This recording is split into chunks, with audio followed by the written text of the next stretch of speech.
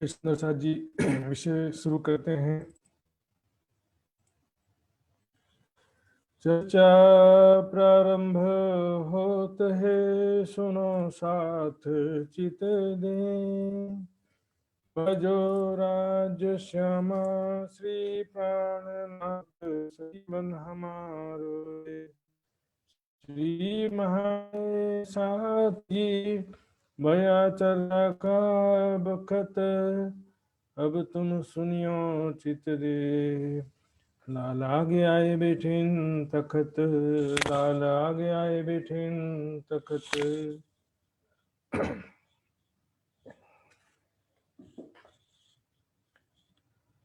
पहचान पूरी करी, सेवे धनी कर धाम। साथ जो अंदर रहे, तीन सेवा करी तमाम, तीन सेवा करी तमाम। देखा देखी महाराज के,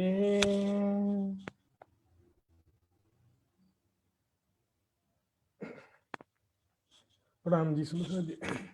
वे पर ब्रह्मक्षराती धाम के धनी पीतक साहब ग्रंथ के अंदर लालदास जी के तन के माध्यम से इस प्रकरण में उस दिव्य ब्रह्म लीला का वर्णन कर रहे हैं। किस प्रकार परम धाम की दिव्य आत्मा सकुंडल एक मानव तन में जो छत्रसाल जी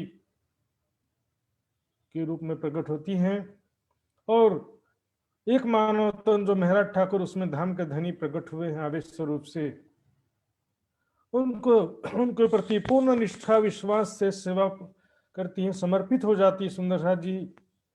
तो इसमें यहाँ पर मैं एक बात और ऐड करना चाहूंगा सुंदर साथ जी। यहाँ पर प्यार का मतलब सेवा है, चाहे सुंदर साथ हो चाहे सदगुरु। ध्यान चितवनी जब हम करते हैं तो किसका ध्यान करते हैं? मूल स्वरूप का ध्यान। राज्य समाजी सखियां अपने भी मूल किशोर सखी स्वरूप का हम ध्यान करते हैं, परम धाम का जब ध्यान करते हैं तो उस समय संसार के कोई भी तन का कोई स्थान नहीं होता सुंदर साथ जी। जिस प्रकार हम कृष्ण जी के तन की बात करते हैं, लेकिन जब तक एट प्रेजेंट जब राज्य की शक्ति है तो वो तन राज्य के समान शोभा पाता है, लेकिन फिर भी ध्यान तो मूल स्वरूप का ही करते हैं। वो ऐसा कहे कि मेरे गुरु साक्षात राज्य और गुरु की सेवा करने से ही मेरा कल्याण हो जाएगा, ऐसा नहीं होता सुंदर साथ जी। पन्ना जी में प्राणनाथ जी ने सब सुंदर साथ को मूल स्वरूप का ध्यान कराया, और महामती जी ने स्वयं भी मूल स्वरूप अक्षरातीत का ध्यान किया। यहाँ पर सेवा ही प्रेम का स्वरूप है। यहाँ दिल नहीं लगाना। वजूद आवे जो ख्वाब से, ख्वाब में वजूद आवे जो ख्वाब में, सो सब ख्वाब के जान। ख्वाब देखे जो पार, तुम ताकी करो पहचान। चाहे गुरु हो, चाहे सदगुरु हो, चाहे मैं स्वयं अपना मेरा तन है, चाहे परिवार मेरे परिवार का तन है, संसार में जो कोई भी दिखाई दे रहा है, सपने में जो कुछ होता है वो सपने का होता है। मूल स्वरूप को जो है फाइनली यहाँ पर सुंदर साथ की गुरु सदगुरु के इसके अंदर राज्य की शक्ति छठे दिन में भी पूर्ण वाले पूर्ण शक्ति नहीं आती, लेकिन जिससे जितना कार्य कराना होता उतनी शक्ति देते हैं राज्य। तो फाइनली सबको ध्यान मूल स्वरूप का करना होता है। इसी कारण क्या होता है कि ऐसा हो जाता है कि देखा देखी महाराज के लिए आया, जो ईमान देखा देखी जो विश्वास लाते हैं, जिनको पूर्ण स्वरूप की पहचान नहीं होती है, ना वाणी या तारतम ज्ञान भी प्राप्त नहीं हुआ होता है जिनको, तो उस क्या करते हैं फिर? बस पसा छाती पर करता था शैतान के हृदय में शैतान आ जाता है। शैतान क्या? माया की बुद्धि, माया के विचार। वास्तव में जो नींद की शक्ति कण कण में समाई है, ब्रह्म सत्ता सापनिक चेतना शक्ति, वही सभी के अंदर जीव रूप से भी है। इसलिए वास्तव में कहा भी है कि छल को छल ना लागे हो लहरी ओझल। बस बसा छाती पर करता था शैतान। वहां पर क्योंकि अभी जैसे हमारे समय में चलता है ना सुंदर साथ जी, ये मुसलमान धर्म है, ये लोग कुरान की बातें क्यों करते हैं? मुसलमान जब जागने वाली नहीं है तो काय के लिए झमेले में पड़े हैं। सुंदर साथ जी इसी तरह के विचारधारा वाले लेते हैं। अरे जागे ना जागे हमारी बातें हैं। अभी देखिएगा आज प्रसंग आएगा, बात हमारे घर की क्यों छिपावे हम। किसी के जागने के लिए थोड़ी हमारी बातें लिखी इसलिए हमको अच्छा लगता है इसलिए हम पढ़ते हैं, और जिसको सुनना है सुने, नहीं सुनना ना सुने। इस तरह के लोग जो है झगड़ा मचाएंगे, इसलिए प्राणनाथ जी ने क्या किया, बात छिपाई कुरान की। आवते महाराज साहब नाथ जी पहुंच गए और काफी समय तक छत्रसाल जी महाराज के आगे कुरान की चर्चा नहीं किया। ऐसा है कि नहीं, छत्रसाल जी पे भरोसा नहीं था ऐसा नहीं, छत्रसाल जी पर तो पूरा विश्वास था, लेकिन अब छत्रसाल जी सुन करके तुरंत जोश में आ जाएंगे, लेकिन उसके परिवार वाले तो पाग का पावड़ा करने पर बवंडर मचा दिए। तो इस कुरान की बातें में तो और उनको मौका मिल जाएगा कि तो देखो मुसलमान है ऐसे। इसलिए सो पहचान के वास्ते इनको प्रकट करने प्रताप उचित समय में इनको मैं जानकारी दूंगा, ताकि छत्रसाल जी इस बात को सुन करके औरंगजेब बादशाह के खिलाफ तलवार लेकर के खड़े तो पहले से हैं, लेकिन अब धर्म का उद्देश्य भी साथ में शामिल हो गया। निजानंद संप्रदाय सत्य ज्ञान का रक्षा और प्रचार, सत्य ज्ञान का प्रचार प्रसार में जो बाधा डालते हैं, तो उसके खिलाफ अब कैसे खड़े हो जाएंगे। छत्रसाल छत्ता हुआ छिपे सब सुल्तान, तो छत्रसाल जी की महिमा जाहिर किस प्रकार होगी आगे वो महिमा उचित समय पर उनकी रहनी के द्वारा जाहिर हो, सही समय पर। पहले से ही सुना देते तो पहले से ही छत्रसाल जी समर्पित हो जाते और इस ज्ञान को बोलते कि कुरान का ज्ञान हम क्यों छुपाए, पहले से बोलने लगते, तो फिर क्या कि परिवार वाले ज्यादा परेशान कर सकते थे। तो एक बार क्या हुआ, बैठे आप बंगले में ने वांचे लाल किताब बंगले में, उस समय तक जो बंगला, आज जो बंगला है वो एजिटिस नहीं था उस समय, जो है ये तो बाद में बनाया था उनके पौत्र सभा सिंह ने। तो उस समय जो है काफी बड़ा बंगला का जगह था और आसपास सुंदर साथ ने, जंगल तो था ही, थोड़ी थोड़ी दूर पर अपनी अपनी झोपड़ियां बना ली थी, आज वही झोपड़ियों की जगह में अपने अपने घर बना रखा है धामी सुंदर साथ ने। तो इस प्रकार उनके जो वंशज आए थे वहां पे, उन्हीं के सब वंशज कहलाते हैं धामी भाई। तो वहां पर बंगले में एकांत में वांचेलाल किताब लालदास जी कुरान पढ़ रहे थे, और आप करत हैं मायने श्री प्राणनाथ जी कुरान के स्पष्टीकरण कर रहे थे कि ये बात कहाँ की लिखी है। इस प्रकार भाई दो चार बैठे, सब दो चार सुंदर साथ बस साथ में बैठे थे, क्योंकि उनको क्या कि प्रचारक के हिसाब से भी लालदास जी को संदेश देने भी बार बार जाना पड़ता है, इसलिए इनको विशेष रूप से समझा रहे थे कुरान की बातें। तो यहाँ पर इसे बातें चल रहा था, सुंदर सा चीज कुरान में एक दो नहीं 30,000 शब्द हकीकत के हैं। तो बोले सिर्फ 12 हरफे मुक्तवात हैं, बोले कि 2 सूरा है बस, ऐसा नहीं है। अलिफ लाम से लेकर के 30वां सिपारा जहां खत्म होता है वहां तक के सारी बातें अपनी हैं, सभी तक में भी छुपाई आया था बीच में। बैठे सब एकांत में, इसी में आए महाराज और सब एकांत में बैठे थे प्राणनाथ जी लालदास जी। ऐसे में ही अचानक से महाराज छत्रसाल जी वहां से गुजर रहे थे, देख लिया। दूर बैठ मन विचारिया, यूं क्यों बैठे हैं आज। दूर से गुजरते समय छत्रसाल जी ने विचार किया, ऐसे तो कभी मैंने देखा नहीं, एकांत में बैठ करके क्या गुप्त चर्चा कर रहे हैं, कोई सीक्रेट बात है क्या, जिज्ञासा तो होगा। ऐसे सबके बीच में बैठ के चर्चा करते तो सुना था, एकांत में चार सुंदर साथ बैठ के प्राणनाथ जी के साथ क्या कर रहे हैं, क्यों बैठे हैं आज। बुलाए के लालदास को पूछी राजा ने, लालदास जी को इशारा से बुलाया छत्रसाल जी। एक शिष्टाचार होता है, गुप्त वार्ता कर रहे हो तो बीच में नहीं घुसने का। लालदास जी से जब नजरें मिली, लालदास जी को इशारा किया और उनको बुला करके पूछी राजा ने, है तुम कहाँ गुप्त वाचक हो, हमको कही होते हैं। अब क्या गुप्त चर्चा, ज्ञान चर्चा, क्या विशेष बात कर रहे हो, जरा हमको बताओ उसको, अब क्या ज्ञान चर्चा कर रहे हो, जब आपको कोई आपत्ति नहीं हो तो बताओ हमको। तब क्या उतलाल ने हमको हुक्म है, लालदास जी कहते हैं मैं श्री जी की आज्ञा के बिना आपको बता नहीं सकता अभी। क्योंकि ये बात वैसे कोई विशेष सीक्रेट भी नहीं है, कोई गलत बात भी नहीं है, लेकिन प्राणनाथ जी का आदेश लेकर के ही मैं बता सकता हूँ। पूछे जाए हजूर में, मैं जा करके प्राणनाथ जी से पूछ के आता हूँ, तब कहे तुम्हें आई, तब आ करके मैं तुम्हें बताऊंगा कि हम क्या चर्चा कर रहे थे। जाए लाले पूछी हजूर में, लालदास जी जब जाते हैं प्राणनाथ जी के पास, उनको बताते हैं कि छत्रसाल जी महाराज पूछ रहे हैं कि आप क्या ज्ञान चर्चा कर रहे हो। तो प्राणनाथ जी कहते हैं उनको इधर ही बुला लो, मैं खुद उनको बताऊंगा। तब बुलाया हजूर महाराज, प्राणनाथ जी ने छत्रसाल महाराज जी को अपने पास बुलाया कहीं ये जो बात कुरान की तुम सो छिपाई लो आज, कहते हैं छत्रसाल जी, आपको मैंने जो ये आज तक की छिपा रखा था, आपके ये कुरान की बातें हैं, आज तक मैंने तुमसे छिपा रखा था। उसका एक विशेष कारण था कि सामाजिक और पारिवारिक विरोध का सामना आपको ना करना पड़े। सो ये अब कहते हैं, इनमें बात अपनी है सब। अब मैं आपको बता रहा हूँ, उचित समय आ चुका है बताने का। इसमें हमारी ही सारी बातें लिखी हैं, जैसे कि वेदों में, भागवत में हमारे प्रमाण लिखे हैं, उसी प्रकार से इसमें तो कुरान में उससे भी ज्यादा प्रमाण है। सुदर्शन, भागवत में परम धाम का वर्णन नहीं है, चलो ब्रजराज का है। उस तरह से वेदों में भी उतना विस्तार से वर्णन नहीं, लेकिन ब्रह्म आत्माएं मोमिनों की बातें देखेंगे कुरान में शुरू से लेकर के मोमिन, ईमान वाले, पूरी उन्हीं को संबोधित किया गया।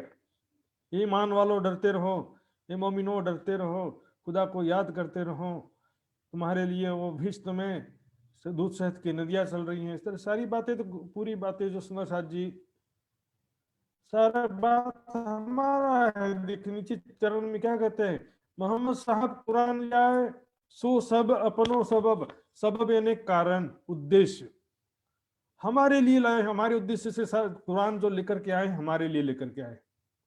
ठीक है, थोड़ा बहुत मिलावट कर दिया किसी ने, ऐसा बोलते मुआविया ने या यजीद ने या बीच के किसी लोगों ने, और कुरान मोहम्मद साहब के समय में लिखा भी नहीं गया था, बाद में लिखा गया, तो थोड़ा बहुत मिलावट की संभावना लगती भी है, परस्पर विरोधाभासी बातें दिखती भी हैं। लेकिन मोहम्मद साहब जो कह करके गए कुरान में, हदीसों में, वो सब उद्देश्य हमारा ही था। उसमें शरीयत की बातें बहुत ही कम दिखती सुंदर, या तो तरीकत की बातें हैं, या तो शरीयत तरीकत की 30,000 बातें हैं, और जो पुराने समय के किस्से भी है उसका भी बातिनी रूप से यहाँ भी घटता है। तो सारी बातें हमारी है, कह रहे हैं सो सब सब हमारा ही उद्देश्य है, और किसी के लिए नहीं लाए कुरान, हमारे लिए लाए। यहाँ में अपनी बीतक सब है, इसमें हमारी ही सारी बीतक है। जागनी लीला का वर्णन है, परम धाम में दोस्तों बेरब कुम का उसका वर्णन है, खुदा के अमृत सूरज का भी संकेतों में वर्णन है, ब्रह्म सृष्टियों का मोती के बारे डाले गिनती, सूरत आदमी से मोती कहे जो, इनको मोतियों के रूप में जो कहा, मोतियों के मुंह में ताला। इस तरह संकेतों में सारी बात उन्होंने या तो कुरान में या हदीसों में कहीं ना कहीं सब बातें लिखा है। और जागनी लीला में श्री देवचंद जी को मेरो तेरो नाम, देवचंद जी और मेरा तेरा सबका नाम लिखा है।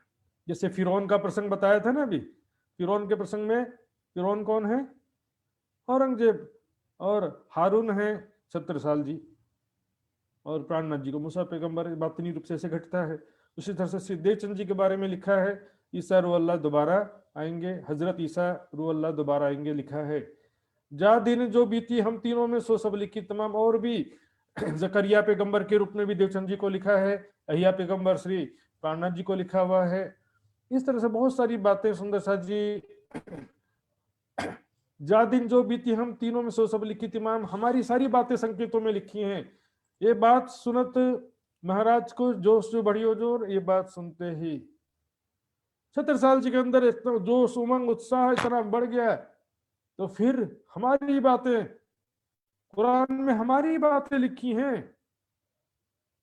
वैसे भी वो हमने देखा था, छत्रसाल जी की सेना में कई मुस्लिम साथी भी थे, और मुस्लिम सारे कोई औरंगजेब से खुश नहीं थे, क्योंकि सुन्नी के अलावा बाकी जो है, सुन्नी के अलावा अन्य जो जाति के मुसलमान होते हैं, अन्य फिरके हैं, उनके ऊपर भी बहुत जुल्म किया था औरंगजेब ने। तो हमने देखा था बाकी खान, रूहुल्ला, सिद्धार्थ, सब कई नाम आते हैं उसमें, वस्त्र प्रकट करके करो खेल में, सॉरी ज्ञान को छिपा के क्यों रखे हम, वस्त्र प्रकट करके ये ज्ञान दुनिया में जाहिर करके करो खेल शोर, हंगामा मचा दो खेल में।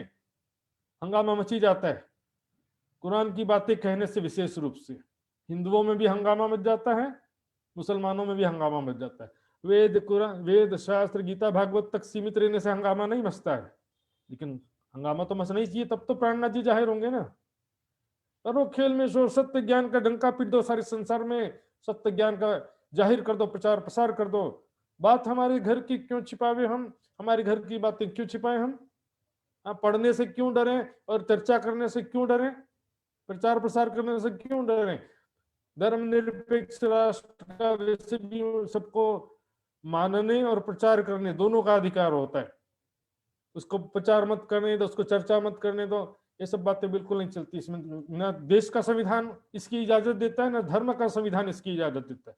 कुरान में लिखा धर्म में जबरदस्ती नहीं है। मुसलमान हमें क्या करें, कहा करी का मतलब क्या कर, कहा का मतलब होता है क्या। यहाँ पर चौपाइयों में मुसलमान हमें क्या करें, जावे तले तुम्हारे हुक्म, मुसलमान हमारा क्या कर लेंगे। जो जगह जगह देवकरण जी ने बताया था नौरंग अकस राखत है, अर्थात जो मुसलमान जगह जगह इसके लिए पीछे पड़े हुए हैं कि क्यों कुरान की चर्चा करते हैं, हर जगह बाधा डालते हैं, तो बोले मुसलमान से हमको डरने का कोई जरूरत नहीं, क्या कर लेंगे, हम उनको आपके चरणों तले में ले आऊंगा। बहांदी तलवार शाह सो तुम्हारे चाकर हो। औरंगजेब बादशाह से तलवार लेकर के बांधना मतलब युद्ध करने के लिए तैयार हो गए। तुम्हारे चाकर हो, भले यहाँ बादशाह बन के बैठे हैं, लेकिन मैं आपके चरणों तले ले आऊंगा और आपका चाकर यानी कि आपका गुलाम बना दूंगा मैं।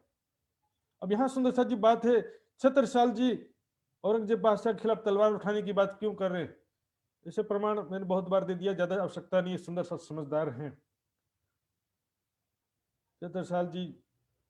यदि औरंगजेब बादशाह चरणों में आ गया होता तो कभी भी ऐसा कहने की जरूरत क्या पड़ती इसमें।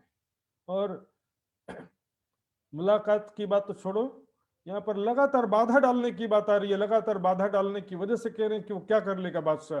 हक हादी मोमिन बिना और ना देखी कोई, राजशाह सुंदर साथ के बिना और किसी का कोई नजर में वैल्यू नहीं छत्रसाल जी की, कोई भी हो। राजशाह जी सुंदर साथ, प्राणनाथ जी सुंदर साथ जी के चरणों में अपना तन मन जीवन कुर्बान है, लेकिन बाकी किसी से क्या मतलब, किसी का अपमान करना या किसी को दुख पहुंचाना नहीं है, लेकिन कोई बाधा डाले तो किसी का लिहाज भी नहीं करना है। और बात हमारी ये सुनो, जो ये बात सुन जावे ईमान। और छत्रसाल जी कहते हैं इस ज्ञान को सुन करके वेद कतेब का जो एकीकरण का ज्ञान है, कुरान का भी इसमें शामिल कर रहे हैं। कुरान की बातें सुन करके जो प्राणनाथ जी पर विश्वास ले आएगा कि यही बुद्ध निष्कलंक स्वरूप है और यही आखिरुल इमाम मोहम्मद मेहदी साहिब उज्जमा है, छत्रसाल तीनों पर तन मन धन कुर्बान, बोलो श्री प्राणनाथ प्यारी कीजिए। तुलसा जी श्री प्राणनाथ जी पर मात्र कुर्बान नहीं कह रहे, प्राणनाथ जी पर और जो वेद कतिब के एकीकरण के ज्ञान पर जो विश्वास लाता है उस पर भी मैं कुर्बान, उस पर भी मैं तन मन धन से कुर्बान हूं। सुंदर साथ जी कह रहे, हमको समझाते हैं सुंदर साथ जी, एक सुंदर साथ का भी महत्व कम नहीं समझना चाहिए। ये बात सुन राजा की आप हुए खुशहाल। अब ये बात सुन करके प्राणनाथ जी बहुत प्रसन्न होते हैं। छत्रसाल जी के सेवा समर्पण ईमान कुर्बानी का जज्बा देख करके प्राणनाथ जी बहुत प्रसन्न होते हैं। जाहिर किया दीन को बख्शी किताब हाल, इस प्रकार छत्रसाल जी के नाम से बड़ा क़यामतनामा ग्रंथ भले आगे चल के उतरता है, लेकिन उसका यहाँ से ही उन्होंने आशीर्वाद दे दिया था, यहीं से उन्होंने आशीर्वाद दे दिया था। और उनके नाम से कुरान के गुह्य रहस्यों को स्पष्ट किया है बड़ा क़यामतनामा ग्रंथ में। ये मात राजा के घर में कोई कोई को आई नजर। अब ये बात जो पहले होना था वो यहाँ पर भी तो होता ही है ना, परिवार के सदस्यों को और राज परिवार के लोगों, यहाँ पर किसी विशेष का नाम नहीं है। सुंदर साथ जी किसके मन में शंका हुआ था, बलदीवान के ऊपर ही सारा थोप देते हैं, बलदीवान जी ने किया नहीं किया। सुंदर साथ जी मैं छतरपुर की आपको बात बताता हूँ, वहां पर छतरपुर में छत्रसाल जी और बलदीवान जी के बहुत सारे वंशज लोग रहते हैं। उन्हीं में से एक थे गोविंद सिंह बुंदेला, जिसने प्राणनाथ जी सीरियल में बड़ा हेल्प किया था, सहयोग किया था। गोविंद सिंह बुंदेला ने कहा मैं बलदीवान जी का वंशज हूं। उन्होंने भी पुष्टि किया था कि बलदीवान जी चचेरे बड़े भाई हैं, चाचा नहीं है। हालांकि मैंने ग्रंथों से भी 5-6 ग्रंथों का प्रमाण आपको दिया था परसों। तो उनका क्या कहना था, मैं ये बता रहा था कि गोविंद सिंह जी बुंदेला जो वो कहते थे कि हमारे दृष्टि में सबसे पहले प्राणनाथ जी पूजनीय है, दूसरे नंबर पे छत्रसाल जी पूजनीय है और तीसरे नंबर पे बलदीवान जी पूजनीय है। बलदीवान जी का आप देखिए सुंदर साथ जी, उनको मुखिया बनाने के लिए छत्रसाल जी ने प्रपोज किया था, प्रस्तावित किया था, लेकिन बलदीवान जी ने नहीं, तुम ज्यादा योग्य हो। छत्रसाल जी का पूरा सहयोग किया पूरा लास्ट तक के इस महान धर्म युद्ध में। हाँ, किसी किसी के मन में परिवार में आया था कि आखिर पर्चो लीजिए इनको, हिंदू वांचिकों कर इनका परीक्षा लिया जाए, आखिर हिंदू होकर के कुरान की बातें कैसे करते हैं, कहीं मुसलमान तो नहीं है, या किस आधार पर जो है कुरान की जो बातें करते हैं वो कि इमाम मेहदी हैं ये, और क़यामत की निशानियां, क़यामत जाहिर हो गई, ऐसी जो बातें करते हैं, ये सत्य है कि असत्य, इसका परीक्षा लिया जाए। जैसे राजा भाव सिंह ने 4 मुस्लिम कर्मचारियों का शर्त रखा था, उसी प्रकार अब यहाँ पर परीक्षा लेने की बात आती है। तब बुलाया बलदीवान ने काजी मुल्ला पंडित, तो बलदीवान जी ने, घर के बड़े तो थे ना, 76 साल जी से उम्र में बड़े थे, इनके पिता का नाम सुजान राय, चंपत राय सुजान, दोनों भाई थे, सुजान राय के बेटे बलदीवान थे, तो घर के बड़े थे, इन्होंने सबका संशय समाधान करने के लिए काजी मुल्ला पंडित को बुलाया। चाहते तो गलत बातें करके सीधे विरोध भी कर सकते थे ना, लेकिन परीक्षा लेने के लिए बुलाया था कि सबके मन में शांति हो जाए, किसी के मन में शंका ना रहे। 300 तहकीक करने, चर्चा कराई, तो इस प्रकार काजी मुल्ला पंडित के द्वारा निश्चित करने के लिए कि इनकी बात सही है कि नहीं, ये बुद्ध निष्कलंक स्वरूप हैं, ये इमाम मेहदी हैं, इस बात का पुष्टि कैसे हो, इसके लिए उन्होंने ज्ञान चर्चा करवाया। आया काजी मोहबे का नाम अब्दुल रसूल, सबसे पहले मोहबे, मोहबा शहर है, वहीं से हम देखते हैं पन्ना जी से जो यूपी संपर्क क्रांति एक्सप्रेस जाती है, वो खजुराहो से मोहबा होकर के फिर जाती है। तो मोहबे का जो काजी था वहां पर बहुत फेमस प्रसिद्ध ज्ञानी काजी थे, उसका नाम था अब्दुल रसूल। 3 से 3 चर्चा भाई कुरान की मकबूल, उनसे फिर कुरान की ज्ञान चर्चा होती है। मकबूल यानी उसको स्वीकार करना समझना, कबूल करना भी होता है, और एक प्रकार से जो बहुत अच्छा से ज्ञान चर्चा हुआ जिसको सब ने स्वीकार किया, किसी प्रकार का विवादास्पद ज्ञान चर्चा नहीं हुआ, सबने मिलकर के उसको समझा, बहुत ही अच्छा ज्ञान चर्चा हुआ।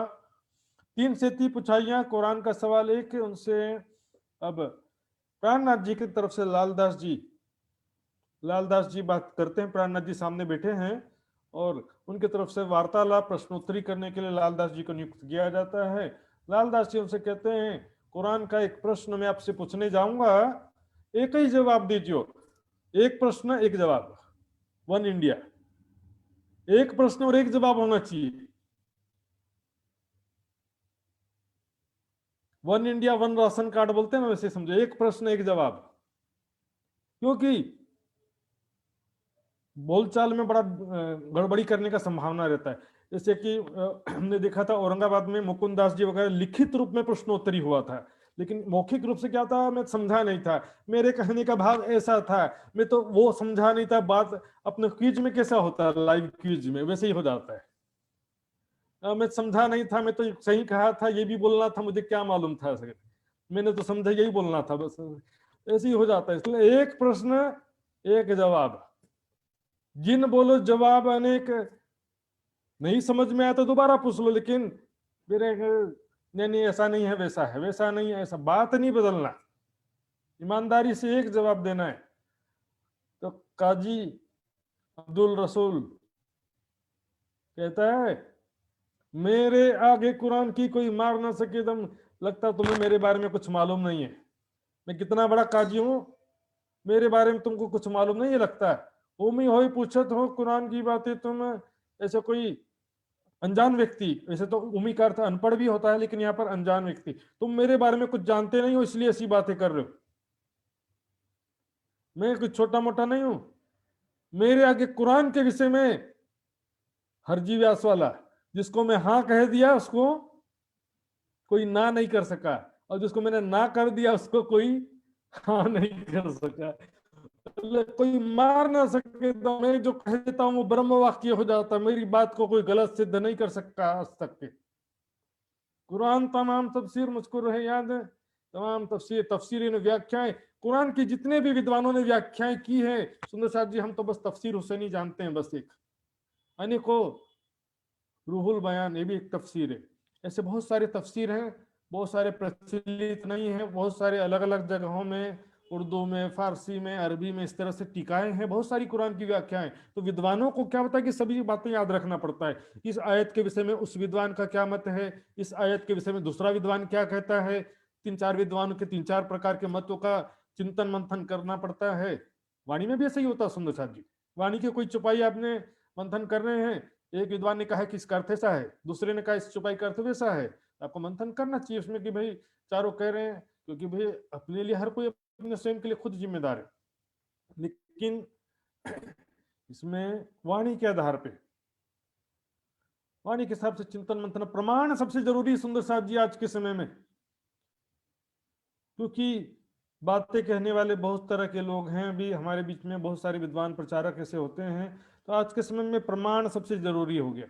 कुरान तमाम तफसीर मुझको रहे याद, मुझे काजी अब्दुल रसर कर रहा, मैं छोटा मोटा विद्वान नहीं हूं, मेरे को कुरान की सारी टीकाएं, सारी व्याख्याएं याद हैं। मुझसे कई खलक पढ़ के पहुंची मुराद, और मुझसे ज्ञान प्राप्त करके, कुरान की शिक्षा प्राप्त करके, तालीम प्राप्त करके बड़े बड़े पदों पर बैठे हैं। बहुत सारों की इच्छाएं पूरी हो गई, कोई दीवान बन गया, कोई काजी बन गया, कोई मौलवी बन गया, कोई इमाम बन गया। ये भी तो कुरान का तालीम लेते हैं ना, तो इसके बाद उनको पोस्टिंग होता है, नौकरी भी मिलती है इससे।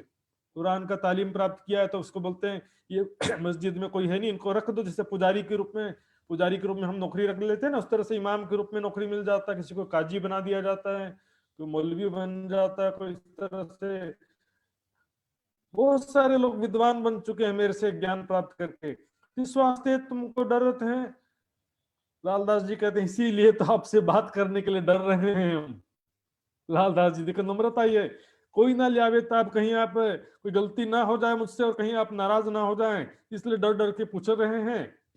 हम सवाल पूछे थे, तिनका देव जवाब, फिर भी आपसे थोड़ा सा प्रश्न कर रहे हैं, कृपा करके उसका जवाब दीजिए। क्यों दुनिया की पैदाइश लिखी बीच कुरान? कहते कुरान में कितनी प्रकार की पैदाइश, यानी कि सृष्टि, कितनी प्रकार की सृष्टि का वर्णन है। अपन बोलते हैं ना तीन सृष्टि, तो ऐसा उनसे पूछते हैं कुरान में कितनी प्रकार की सृष्टि का वर्णन है। समझ जवाब दीजियो, है बात बड़ी फिर कान, समझ करके विचार करके इसका जवाब देना, क्योंकि बहुत ही कुरान के गुह्य बात है ये। कुरान के बहुत ज्यादा मंथन करने गया हो वही बता सकता है, क्योंकि एक ही जगह पांच प्रकार की पैदाइश नहीं लिखा होता है, अलग अलग जगह में लिखा रहता है। तब जवाब काजिए दिया, हम क्यों कर रहे हैं खिलाफ? कहते हैं हम कुरान से बाहर से हम बिल्कुल जवाब नहीं देंगे, प्रमाणों के साथ हमें जवाब देंगे, कुरान के या हदीसों के विपरीत कोई भी बात नहीं कहेंगे। काजी कहता अब्दुल रसूल, बूढ़े हुए पढ़ते पढ़ते पढ़ते बूढ़े हो गया हूं मैं, कुरान पढ़ते पढ़ते आज भी 10-5 साल का नहीं, मैं बचपन से कुरान पढ़ते पढ़ते इतना पढ़ लिया, सारा रट गया मुझे। हमारे दिल है साफ, और दिल भी हमारा साफ है, निस्वार्थ भाव से हम सेवा करते हैं, निस्वार्थ स्वभाव है। भले ज्ञान अब तक नहीं मिला था, लेकिन अभी स्वीकार जो किया इन्होंने कि यही आखिरी इमाम अहमद मेहदी है, स्वीकार क्यों किया? क्योंकि निर्मल हृदय था। ये तो दूसरे काजी मौलवियों ने कहाँ स्वीकार किया। जो कभी ये कुरान और भांत बोले, काजी कहता है यदि ये कुरान और मेरे वचनों में भिन्नता हो जाए, मैं जो बोलता हूँ और कुरान कुछ और बोलता है, तो तुम्हारे आगे हार ही, मैं तुरंत अपना हार स्वीकार कर लूंगा, यदि मेरी बातों में और कुरान की बातों में अंतर दिख जाए तो। दम ना मार सके, फिर अपनी सफाई देने का भी अवसर मुझे ना मिले, तुरंत हार स्वीकार कर लूंगा मैं, अपना स्पष्टीकरण भी देने के लिए मैं नहीं कहूंगा। बताया उन्होंने कि 5 भांत की पैदाइश लिखी अल्लाह कलाम, 5 प्रकार की पैदाइश, यानी कि 5 प्रकार की सृष्टि का वर्णन कुरान पाक में लिखा है। खबर कोई ना पावी पड़ी खलक तमाम, और काजी कहता है कि मेरे सिवा किसी और से पूछते ना तो कोई नहीं बता पाता तुमको।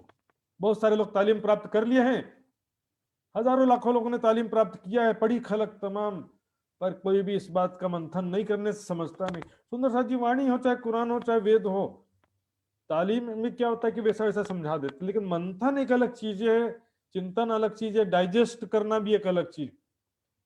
अपने आत्म कल्याण के लिए, अपने आत्मा के आनंद के लिए, स्वयं जो है माया के दुखों से या जन्म मृत्यु के चक्र से छुटकारा मुक्ति पाने के लिए, अपने कल्याण के लिए वाणी पढ़ो ना तो समझ में आता है। शुरू से ही टारगेट रखो कि दूसरों को समझाना है, प्रचार करना है, शुरू से टारगेट रखो तो कभी पल्ले नहीं पड़ेगा। क्योंकि दूसरे को समझाने की बात बाद में आती है, पहले खुद जो है अपने ऊपर घटित करना पड़ता है, अपने जीवन में उतारना पड़ता है। तो क्या बताएं, 5 तरह की पैदाइश है। तब कुरान आगे धरी, खोल देखो किताब, और उन्होंने काजी अब्दुल रसूल ने सामने कुरान भी रखा और दिखा भी दिया, खोल देखो किताब को, देख लो। तिलकल रसूल में लिखा, तिलकल रसूल में तीसरा सिपारा का नाम है। सुंदर शाह जी, मैंने आपको बताया भी था पहले, फिर से देखिए, ये देखिए इसका जो ये तीसरा, ये देखिए तीसरा पारा, तिलकर रसूल, तीसरा सिपारे का नाम है। और इसमें किस प्रकार कहा गया है वो सारा हम देखेंगे।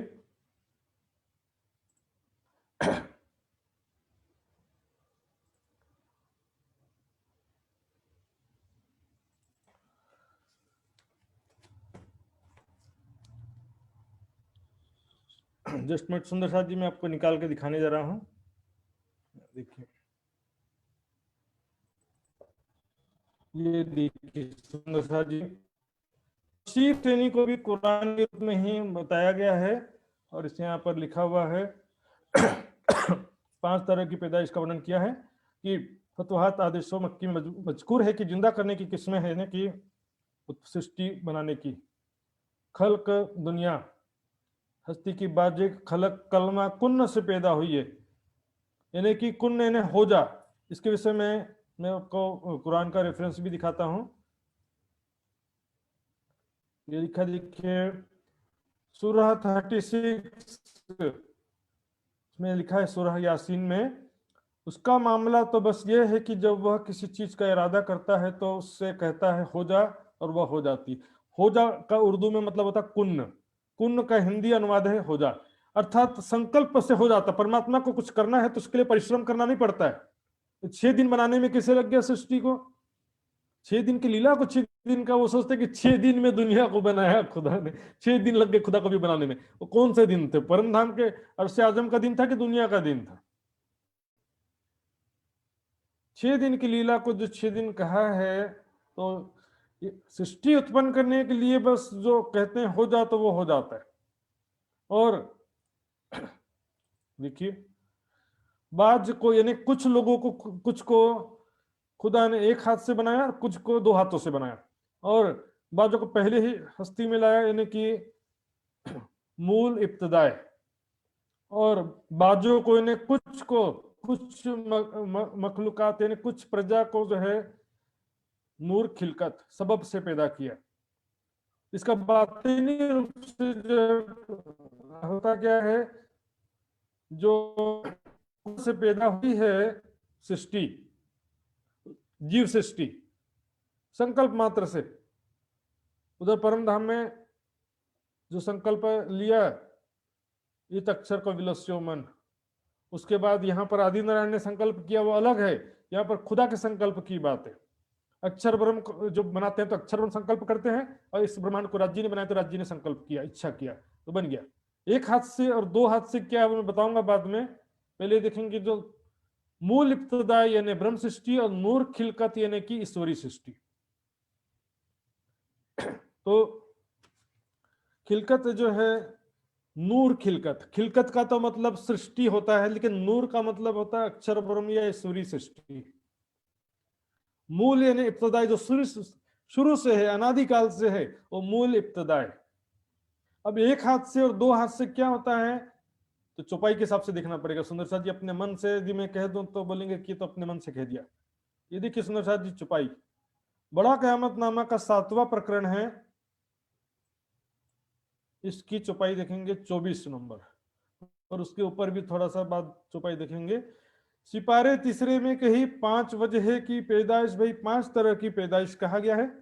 दुनिया हुई कहते कल में कुन्न, दुनिया जो है कुन्न कहते इन्हें हो जा कहने से उत्पन्न हुई है, एक हाथ से और 2 हाथ से। एक सृष्टि 1 हाथ से हुई है, दो, और दूसरी एक सृष्टि है जो 2 हाथ से हुई है।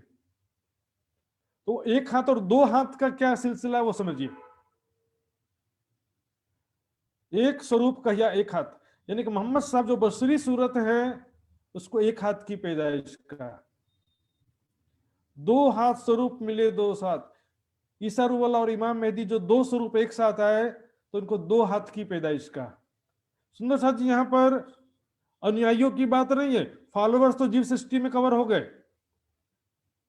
प्राणनाथ जी के समय भी तीनों सृष्टि हैं, और यदि मोहम्मद साहब के समय कहें कि ईश्वरी सृष्टि और ब्रह्म सृष्टि ने तन धारण नहीं किया था तो जीव सृष्टि तो वहां भी थी। तो जीव आम प्रजा को तो जीव सृष्टि, ईश्वरी सृष्टि और ब्रह्म सृष्टि में कवर कर लिया, उसमें समा आ गए वो। लेकिन यहाँ पर एक स्वरूप का या एक हाथ, मोहम्मद साहब को एक हाथ की पैदाइश कहा है, उनके अनुयायियों को नहीं कहा है। दो हाथ स्वरूप मिले दो साथ, दो स्वरूप जो है उनको दो हाथ की पैदाइश ने, ईसा रूह अल्लाह और इमाम मेहदी। इस तरह से एक गिरोह आई मूल थे कही, सो मौजूद रहे दरगाह की से, दूजी गिरोह कही खिलकत और सो मलायक बुत की नूर ठोरी। अब ये तो हमने तारतम ज्ञान से समझ लिया, इसके अलावा और भी समझेंगे सुंदर साथ जी जो बातें कुरान के एक दो आयतें और देखते हैं। यहाँ पर देखेंगे सूरह कद्र है जो, ये मैंने पहले भी बताया, तो सबे कद्र 1000 महीने से बेहतर है। इस रात में फरिश्ते और रूहें अपने रब के हुक्म से उतरते हैं। एक तो कुन्न से सृष्टि उत्पन्न हो गई, पहली पैदाइश हो गई, और दूसरा फरिश्ते और रूहें, ईश्वरी सृष्टि और ब्रह्म सृष्टि, ये दो पैदाइश, तीन हो गए, तीन प्रकार के सृष्टि हो गए। ऐसा तीन प्रकार के यहाँ पर जो सब मनुष्य दिखाई देते हैं, लेकिन उनमें तीन प्रकार की वैरायटी है। चेतना तो सब में, जो जीव चेतना है या ब्रह्म सत्ता है, वो सब में एक ही है, लेकिन उसके सुरता की दृष्टि से किसी के अंदर ईश्वरी सृष्टि की सुरता भी है, किसी किसी के अंदर ब्रह्म सृष्टि की भी सुरता है। इसको फिर सूरह 18 में अल कहफ में कहा गया है, उनके समक्ष एक उपमा प्रस्तुत करो। उपमा यानी उदाहरण। दो व्यक्ति हैं, उनमें से एक को हमने अंगूरों के 2 बाग दिए, उसके चारों ओर हमने खजूरों के वृक्षों की बाड़ लगाई, और उन दोनों के बीच में हमने खेती बाड़ी रखी। देखिए यहाँ पर अंगूर के जो बाग हैं वो ब्रह्म सृष्टि के लिए कह रहे हैं, खजूरों के वृक्ष की बाड़ लगाई अर्थात ब्रह्म सृष्टि को चारों तरफ से ईश्वरी सृष्टि के द्वारा घेरा डाला, और दोनों के बीच में खेती बाड़ी, जीव सृष्टि, ब्रह्म सृष्टि और ईश्वरी सृष्टि के बीच बीच में जीव सृष्टि भी है। इस तरह से दूसरे रूप में भी सुंदर साथ जी, भी मैं व्हाट्सएप ग्रुप में आज नहीं तो कल रख दूंगा। सुंदर साथ जी, तो आगे चलते हैं फिर वितक की तरफ। तो ये प्रकार का जो तिलकल रसूल जो तीसरा सिपारा था दिखाया, बताते कि आज तक के इसका, लेकिन अब उसका व्याख्या पूछ रहे हैं तो आया नहीं जवाब। उसका जवाब पूछा कि ये फिर इसका स्पष्टीकरण भी तो बताओ, कुंद की पैदाइश क्या है, नूर खिलकत क्या है, लालदास जी ने पूछा, जवाब नहीं आया। तब लालदास जी खुद बताते हैं, यहाँ पर इसका स्पष्टीकरण बाद में करेंगे। कुन्न से ती पैदा हुई ये जो खलक आम, पहली पैदाइश कुन्न की, जो संकल्प से या होजा कहने से कुरान के अनुसार उत्पन्न हुई है आम खलक जीव सृष्टि। एक कहे एक हाथ से, एक हाथ से मोहम्मद साहब हुए, दो हाथों कहे दो हाथों से ईसा रूह अल्लाह और इमाम मेहदी, दो, ये स्वरूप को दो हाथ की पैदाइश कहा है। और एक जमात को ले उठाए आए उठाए इब्तदाए, इब्तदाए यानी अनादिकाल से जो है ब्रह्म सृष्टि, और एक खिलकत और से पांचों की पैदाएं, खिलकत यानी नूर खिलकत यानी ईश्वरी सृष्टि। इस तरह से 5 प्रकार की पैदाइश लिखी है। तब पूछा अब्दुल रसूल को, तुम हो किन में? अब्दुल रसूल से पूछा कि भाई बता तो दिया, लेकिन इसमें से आप कौन सी पैदाइश के हो? अब उसका अर्थ ही नहीं मालूम तो कैसे बताए कि मैं कौन सी पैदाइश का हूं? और अभी तक कभी विचार भी नहीं किया, रट तो लिया 5 प्रकार की पैदाइश का वर्णन है, लेकिन भाई मैं कौन सी पैदाइश में हूं? अब सांच बोलियो तुम पैदाइश दिन से, सही सही बताना कि आप कौन सी पैदाइश के हो। तब काजी के दिल में भाई जो दुदली दुदली हो गया, प्रकार की बातें करने लगे। मैं उनमें की पैदाइश हूं कि मूल इब्तदाए हूं, वो भी हो सकता हूं, ये भी हो सकता हूं। कंफ्यूज हो गए। तब जवाब आया नहीं, तब बात कही विचली विचली, यानी कि दीवानी जैसी बातें करने लगे। कभी कहने लगे ये भी हो सकता हूँ, ना संकल्प कुंड की सृष्टि तो फिर साधारण हो गई, दूसरी वाली कोई विशेष प्रकार की होना चाहिए। मूल इब्तदाई से कौन है, तो मूल इब्तदाई है तो फिर वो होता क्या यही नहीं मालूम जिस तरह से। तब बल दीवान ने कही, ए मियां तुम, बल दीवान तुरंत, क्योंकि जज बन करके बैठे थे वो, बल दीवान ने क्या कहा, ए मियां काजी साहब, आप जो अपना नियम भूल रहे हो, भूल के बात करो तो छूटा हुआ हुक्म जो शुरू में निर्धारित किया गया था, नियम कानून, हुक्म है ना यहाँ पर, नियम कानून जो डिसाइड किया गया था उसको तुम भूल रहे हो। एक प्रश्न एक जवाब। सुंदर साहब देखिए, बल दीवान जी का नियत यहाँ से स्पष्ट होता है कि नियत खराब नहीं था, न्याय कर रहे थे वो। यदि नियत खराब होता तो फिर मियाँ का सपोर्ट करते ना। तब वो बल दीवान ने कह दिया, एक जवाब दो, दूर के जवाब नहीं दे चलेगा। तब काजी कदमों लगा, किया सजदा है, तब काजी अब्दुल रसूल अपनी हार स्वीकार कर लेता है। ये निर्मल, मेरे हृदय निर्मल ने कहा था ना, ये बात है सुंदर साथ जी। अभी देखना पंडित लोग आएंगे तो उनमें भी कितने निर्मल हृदय वाले थे। काजी कदमों लगा, किया सजदा है, प्राणनाथ जी के चरणों में शीश झुका देता है और कहते हैं, हम तहकीक पहचानिया, ये बात बड़ी बुजुर्ग, हम समझ गया, मैं निश्चित रूप से समझ गया, क्योंकि कुरान के गोई रहस्यों के अर्थ केवल एक आखिरुल इमाम मोहम्मद मेहदी साहिबुज्जमा ही खोल सकते हैं और कोई नहीं खोल सकता। सुंदर साथ जी, इस्लामिक ग्रंथों में लिखा है कि इमाम मेहदी का कोई गुरु नहीं होगा, इमाम मेहदी का कोई भी गुरु नहीं होगा, उनको सीधे खुदा से इल्म हासिल होगा। सुंदर साथ जी, खुदा से डायरेक्ट उनको इल्म हासिल होगा। तो बताइए फिर,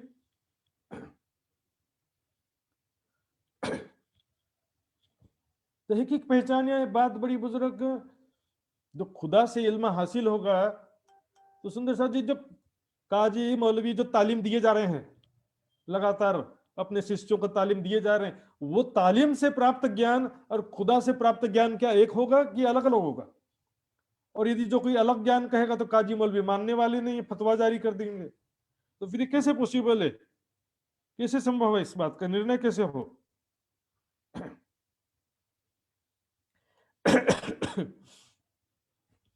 तब बलदीवान ने काजी से पूछी है, मुसाफ सिर पर धर कहो।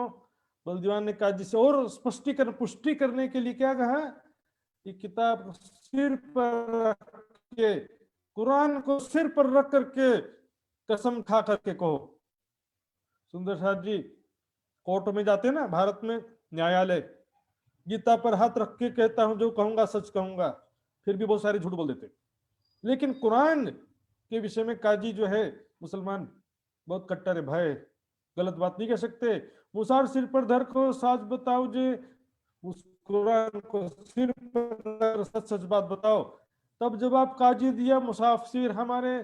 तब काजी अब्दुल रसूल ने कह दिया कि कुरान मेरे सिर पर रखता हूं मैं, और जो हम झूठ बोले हैं तो यही हमको मारे दी, मैं झूठ बोलूंगा तो ये कुरान, यही कुरान, कुरान पाक कलाम अल्लाह मुझे नेस्तनाबूद कर देगा, खत्म कर देगा मुझे। सुंदर साथ जी, इतनी बड़ी प्रतिज्ञा कोई पैसे के लालच में और मृत्यु के भय से भी नहीं कर सकता ऐसा। एक तहकीक जमाने का खाविंद, यही आखिरी जमाने के खाविंद आखिरुल इमाम मोहम्मद मेहदी साहिबुज्जमा है, जो करी थी इसरत, जिसका वायदा किया था कि क़यामत के समय ईसा रूहुल्लाह आएंगे, इमाम मेहदी आएंगे, वो आ चुके हैं। सो शरत आई पहुंची, फरदा रोज क़यामत, और क़यामत का समय आ चुका है। जो वादा किया था कल के रोज, फरदा रोज ने, कल के रोज होने वाली क़यामत, एक दिन और एक रात बीतता है तो कल का रोज आता है, तो दिन 1000 साल के बराबर और रात जो है 1000 महीने से बेहतर। 11वीं सदी के क़यामत जो लिखा था, और उसमें 11वीं बार क़यामत भी दो प्रकार की होती, कजा भी दो प्रकार की होती। ज्ञान के द्वारा न्याय करना, इसको बोलते पहला कजा, इसको पहला सुर भी कहते हैं और पहली क़यामत भी कहते हैं। और जब जागृत बुद्धि मिल जाएगी सारी दुनिया को, दूसरा सुर फूकना कहते हैं इसको। नाम का कोई फरिश्ता लेकर कर नहीं खड़ा रहेगा, जागृत बुद्धि मिलने को ही सुर फूकना कहा है। तो दूसरे प्रकार का न्याय, दूसरे प्रकार का क़यामत कहते हैं इसे। तब बलदीवान के कच्चू सांच आई दिल में, बलदीवान के हृदय में विश्वास हुआ, हाँ अब विश्वास हो गया। अब पंडितों से तो पूछ देखो, कोई चर्चा करें इनसे, पंडितों से जरा पूछ कर देखा जाए, हाँ पंडित क्या कहते हैं इस बारे में। हाँ, बुद्ध निष्कलंक स्वरूप ये है, स्वीकार करते हैं या नहीं स्वीकार करते हैं। जरा इनका भी देखा जाए। तब सुंदर बल्लभ बद्री और बुलाए पंडित। तो वहां काशी से सुंदर बल्लभ बद्री और कुछ और पंडितों को भी बुलाया। तिनको लगा पूछने ये बात कैसी है, तो उनसे ज्ञान चर्चा कराने के लिए व्यवस्था किया। उसमें से क्या डिसाइड किया कि पहले एक पंडित को बुलाना, सबसे श्रेष्ठ सबसे ज्यादा ज्ञानी है उस एक पंडित को बुलाना पहले। तो उसमें से बद्रीदास नाम का जो पंडित था उसको बुलाने का निश्चय किया। क्योंकि सुंदर साथ जी समझिए, अकेला काजी अकेला मौलवी कुछ स्वीकार भी कर ले, अकेला पंडित कुछ स्वीकार भी कर ले, चार जहां इकट्ठा हो जाते हैं ना तो फिर ना एक दूसरे के सामने कभी सच को स्वीकार नहीं करते। हमेशा प्रैक्टिकली आज भी देख लेना। तो बद्रीदास को अकेले बुलाते हैं। महाराज ने पूछी बात करी। अब बद्रीदास से ज्ञान वार्ता करने के लिए छत्रसाल जी महाराज प्राणनाथ जी की तरफ से प्रतिनिधि के रूप में प्रश्नोत्तरी करते हैं। ये जो सवाल भागवत की चर्चा करी, श्रीमद् भागवत के जो 40 प्रश्न हैं उसके आधार पर चर्चा करना शुरू करते हैं, जो कि कई बार आ चुका सुंदर साथ जी। उसमें फिर से मैं समय नहीं खराब करूंगा, बस ये 2-3 प्रश्न ध्यान रखिए। मोह तत्व क्या है, मोह किसे हुआ, अखंड ब्रजराज कहाँ पर है, गोपियां जब घर से निकली तो उन्हें ढूंढने कोई क्यों नहीं निकला, सारी बातें इसमें आती हैं। तब बद्रीदास ने प्रश्न सुने देखा। बद्रीदास जी ने सारे प्रश्न 40 प्रश्न ध्यान से सुना, लेकिन जवाब तो आता नहीं है। तो क्या स्वीकार कर लिया? तुरंत ही स्वीकार कर लिया सुंदर साहब जी। काजी अब्दुल रसूल ने भी एक ही प्रश्न में स्वीकार किया, बद्रीदास जी ने भी एक ही प्रश्न में स्वीकार कर लिया कि ये बात श्री कृष्ण की हो ना बिना भगवान। ये जो कृष्ण लीला के रहस्य हैं, अखंड ब्रजराज कहाँ पर है, कृष्ण लीला के जो रहस्य हैं, ये वही परमात्मा भगवान है ना, परमात्मा के बिना कोई जान सकता नहीं है। जो परमात्मा ने कृष्ण के तन में लीला किया था वही इसके रहस्य को बता सकता है। तब श्री महाराज ने पाया बद्री पर सुख। तब छत्रसाल जी महाराज बहुत प्रसन्न होते हैं, सत्य को स्वीकार किया ईमानदारी से। आज के समय में सुंदर साथ जी शास्त्रार्थ नहीं छल कपट है। शास्त्रार्थ करने की हिम्मत है तो आ जाओ, न्याय कौन करेगा? न्याय कौन करेगा? अपने सपोर्टर्स की भीड़ इकट्ठा करो और गुंडागर्दी करो, इसी का नाम है शास्त्रार्थ। आज के समय में तलवार बंदूक लाठी सब लेकर के खड़े रहते हैं, शास्त्रार्थ सुंदर साथ जी पॉसिबल नहीं है। ऐसे ईमानदार लोग अब नहीं रह गए।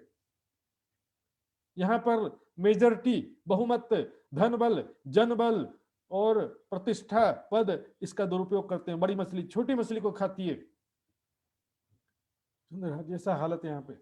इसलिए यहाँ पर बद्रीदास जी पे बहुत प्रसन्न होते हैं। वाह बद्रीदास जी आप धन्य हैं, ईमानदारी से तुरंत आपने सत्य को स्वीकार किया, दिमाग खराब होने से भी बचाया, समय भी बचाया।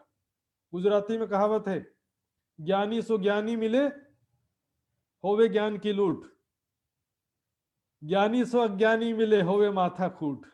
माथा खूट हो जाता, दिमाग खराब हो जाएगा ऐसे। लेकिन ईमानदारी से भी माथा खूट होगा भी देखना, बाकी 2 पंडित आएंगे तो माथा खूट भी होने वाला है। आधी रात उपरांत घर हो गया बद्री। जब आधी रात के पश्चात ज्ञान वार्ता पूरा हुई और बद्रीदास अपने घर गए तो वहां पर बाकी पंडित लोग मिले, सुंदर बल्लभ और दूसरे जो पंडित थे।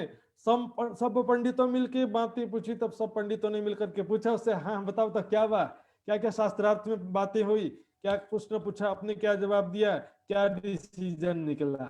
जैसे मैच खत्म होता है ना तो पूछते मैच में क्या हुआ, जीते कि हारे से। कैसी तुम चर्चा करी, कैसा दिया जवाब, किस प्रकार से ज्ञान वार्ता हुई, क्या प्रश्न हुआ, क्या जवाब दिया तुमने। तो बद्रीदास कहते हैं मैं तो यथार्थ बोलिया, मैंने तो सत्य स्वीकार कर लिया, उड़ा दिया एक ख्वाब, झूठ बात को समाप्त कर दिया, सत्य को स्वीकार कर लिया कि असत्य है ये सत्य है। सत्य को स्वीकार कर लिया, असत्य को भी स्वीकार करके उसको उड़ा दिया, यानी कि असत्य को खत्म कर दिया। असत्य क्या है? ये कांड दिखावे का। पंडित लोग अपने जो ज्ञान नहीं है तब भी विद्वान बने फिरते हैं। इन ख्वाब के आंचलों है तुम्हारे घर, पंडित कहते हैं धिक्कार है तुमको। तुम जो कहते हो कि उड़ा दिया ख्वाब, उस ख्वाब से तुम्हारा रोजी रोटी चलता है, उसी दिखावे से, उसी कर्म कांड से, उसी दिखावे की बंदगी और दिखावे की ज्ञान से तो तुम्हारा रोजगार चल रहा है। तो जब किसी को पता चलेगा कि तुम शास्त्रार्थ से हार गए हो, तुमको कुछ भी ज्ञान नहीं, ऐसा लोगों को पता चलेगा, तो कौन तुमको बुलाएगा सत्यनारायण की कथा करने? हाँ, कोई कौन पूजा पाठ करने, ग्रह शांति कराने कौन बुलाएगा? कौन तीर्थ तर्पण कराने, श्राद्ध कराने, पिंडदान कराने कौन बुलाएगा? इसी से तो तुम्हारा रोजी रोटी चलता है। फिटकार सबों ने दी क्यों ना गई तुम, और तुमको मर जाना चाहिए था। तुमने सिर्फ अपने पेट पर लात नहीं मारा, हमारे भी पेट पर लात मारा। तुम हारे और हम, वो तो बोलेंगे सारे पंडित हार गए, बोलेंगे सभी फटकार लगाते हैं, डांटते हैं, चिल्लाते हैं उसको। जब बात रोपी तुम उनकी उनकी बात का, जब तुमने समर्थन कर दिया, रोपना है जैसे पौधे में पानी डालते हैं ना तो वो बड़ा होता है, उसी तरह से तुमने प्राणनाथ जी की बात को स्वीकार कर लिया, पुष्टि कर दिया, तो फिर है तुम्हारा कोई ठोर? क्या कोई ठिकाना है? तुमको कौन बुलाएगा? तुमको कल से पूजा पाठ करने के लिए, कथा करने के लिए कौन बुलाएगा तुम? अब मारो उल्टाई के बात करो जाए, और अब हम जैसा बोलते हैं वैसा करो। एक बार फिर से ट्राई करते हैं। सुबह सुबह हम प्रश्न लिख करके देंगे, उसको सुबह सुबह लेकर के दोबारा जाना है, बात करो जाए, और जा करके दोबारा फिर से घुमा फिरा करके बातें करना है, और दोबारा शास्त्रार्थ के लिए निवेदन करना है कि रात में मैं क्या थोड़ा सा तबियत ठीक नहीं था, ठीक से समझ नहीं सका प्रश्न को, इसलिए क्या है कि मैं दोबारा शास्त्रार्थ करना चाहता हूं, इसलिए दोबारा जाओ। अब हम देत सवाल बनाए के लेके जाओ तुम, हम प्रश्न बना करके देते हैं, सब पंडित लोग मिलकर प्रश्न बना के देंगे, उसको लेकर के जाओ और जाए के खंत करो। खंत करने ना, इच्छा करो, शास्त्रार्थ की इच्छा करना कि मैं उनसे ज्ञान वार्ता फिर से करना चाहता हूँ। आवे मदद हम, और मदद के लिए हम पीछे पीछे आएंगे, चिंता मत करो, पर पहले तो तुमको जाना पड़ेगा, क्योंकि कल भी तुम गए थे।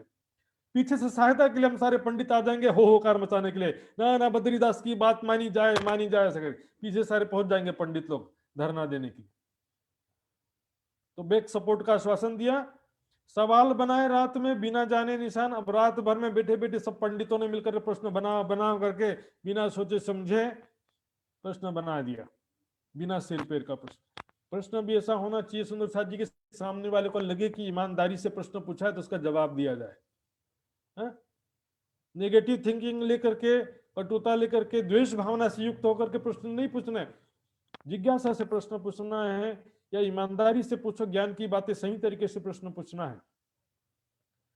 रात समय उठ के आया बद्री दरबार, बद्रीदास जी सुबह उठ करके पहुंच जाते हैं दरबार महल में। वहां पर बोले सबसे पहले छत्रसाल जी के पास नहीं जाना, बलदीवान जी के पास जाना है। बलदीवान जी हो सकता है कुछ बात सुन भी ले छत्रसाल जी तुम्हारी बात, क्योंकि कल रात में वो प्राणनाथ जी के भी जो पूर्ण श्रद्धा रखते हैं, इसलिए वो तुम्हारी बात को नहीं मानेंगे। तो बलदीवान को बात से किया खबरदार। बलदीवान जी को जाकर के कहते हैं, हे बलदीवान जी, कल रात में मेरा तबियत कुछ ठीक नहीं था, मैं ज्ञान ठीक से समझ नहीं सका, मैं इसलिए मैं दोबारा ज्ञान वार्ता करना चाहता हूँ। जो प्रश्न पूछा था उसके सारे रहस्य हम जानते हैं, और हम भी कुछ प्रश्न पूछना चाहते हैं। इतने में महाराजा छत्रसाल आ गए। भाई भेंट महाराज सो अभी बातें करते, और छत्रसाल जी कहते हैं, वाह, कल रात में ही तुम क्या बात कर रहे थे और अभी क्या बात कर रहे हो? कल रात में तुमने खुद कहा कि श्री कृष्ण की जो लीला है उसके रहस्य, श्री कृष्ण के तन में जो लीला किया परमात्मा वही बता सकता है, खुद ही कहा था। तब पूछा महाराज ने, रात की बात गई, किस रात की बात कहाँ गई भाई पंडित जी?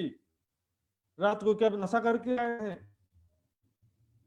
रात को आपने खुद कहा कि यही बुद्ध निष्कलंक स्वरूप है, यही परमात्मा की वो स्वरूप है जो कि कृष्ण के तन में कभी आए थे। खुद स्वीकार किया था कि वो ब्रजरास लीला के रहस्य स्वयं परमात्मा वो जान सकते हैं जिसने उस तन में लीला किया है। इस प्रकार प्राणनाथ जी मैंने कई बार कहा कि वही परब्रह्म अक्षरातीत जो ब्रजरास में कृष्ण के तन में आए थे, वही बुद्ध निष्कलंक स्वरूप में आए। वहां पर प्रेम की बांसुरी बजाया था, यहाँ पर ज्ञान की बांसुरी बजा रहे हैं। झूठी बातें बनाए के करने लगे इतने, और झूठी बातें बना करके तुम ये क्या कर रहे हो? रात में मैं पता नहीं था, मुझे थक गया था या तबियत खराब था, मैं ठीक से समझ नहीं सका, ये क्या बहानेबाजी? तब उस महाराज को चढ़ी बड़ी रीस।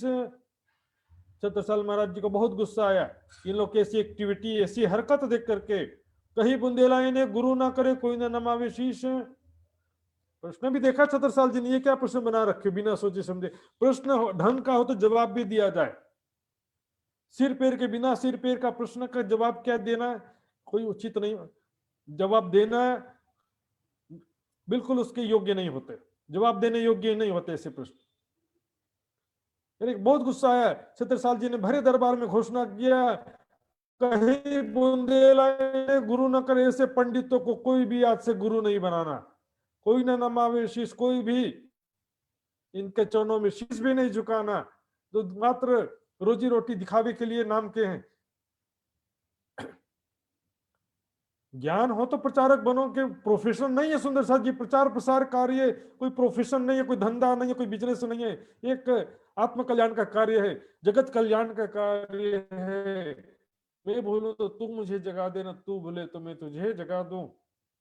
समझो फिर समझाओ, गलत बातें बिना सोचे समझे रट करके देखा देखी कोई बात नहीं, मंथन करें, समझें, फिर समझाएं। पहले अपने जीवन के लिए घटित करें, फिर आपको ज्यादा स्पष्ट होगा, दूसरों का देखने से नहीं होगा। अमीर के जीवन में क्या सुख दुख है, आप अमीर बनोगे तब पता चलेगा। गरीब के जीवन में क्या सुख दुख है, आप गरीब बनोगे तब पता चलेगा। इसी तरह से ये जो बातें हैं अपने जीवन में घटाने से वास्तविकता से पता चलता है। अपने आत्मकल्याण के लिए पढ़ोगे तब तो अपने जीवन में घटित होगा ना। पहले प्रचार करना है, बिजनेस नहीं है ये। इनकी पट्टी सिर पर जिन बांधी हो जिनको, इनके द्वारा पगड़ी जो बंधवाते हैं, कुछ त्योहार में, कुछ विशेष अवसर में पंडितों के द्वारा पगड़ी बना पहनाते हैं और उनको भेंट दक्षिणा देते हैं, लेकिन इसके द्वारा कोई सिर पे पगड़ी भी नहीं बंधवाना। बुंदेलों की जात में इनको उठाना कर, बुंदेलों के बीच में कोई आते हैं तो इनके सम्मान में खड़ा भी नहीं होना है। सुंदर बल्लभ बद्री भले मिले कलीमा है, करें ये सुंदर बल्लभ बद्री। इस तरह के जो पंडित हैं कलयुग में, सुंदर साथ जी ज्यादा नहीं, भागवत में ही देख लेना, भागवत के महात्मा में अब देख लेना, अच्छी तरह से लिखा है इसकी महिमा, बोलने लायक भी नहीं है। 14 विद्या निपुण है पर एको जानत ना है, यानी कि दिखावे के 14 विद्या निपुण है सुंदर साथ जी। वेदों का, शास्त्रों का और ज्योतिष आदि सब ज्ञान तो है इनको, दिखावे की बातें हैं। शाब्दिक अर्थ वेदों का जानने से कोई विद्वान नहीं हो जाता है, उसके गुण रहस्य जानने से विद्वान होते हैं। अरबी भाषा सीख लिए तो कुरान के ज्ञाता नहीं हो जाते। तारतम ज्ञान के बिना न कोई कुरान के रहस्य जान सकता है, न वेदों के, न शास्त्रों के, न पुराणों के। फिर बल दीवान आगे भाई, जो चर्चा जो ना, तब बल दीवान जी के आगे वहां पर इस प्रकार से ज्ञान चर्चा होती है, बताते हैं सारी बात। सब पंडितों मिलके मेरा चित्त दिया मरो न, ये चर्चा, ज्ञान की चर्चा नहीं।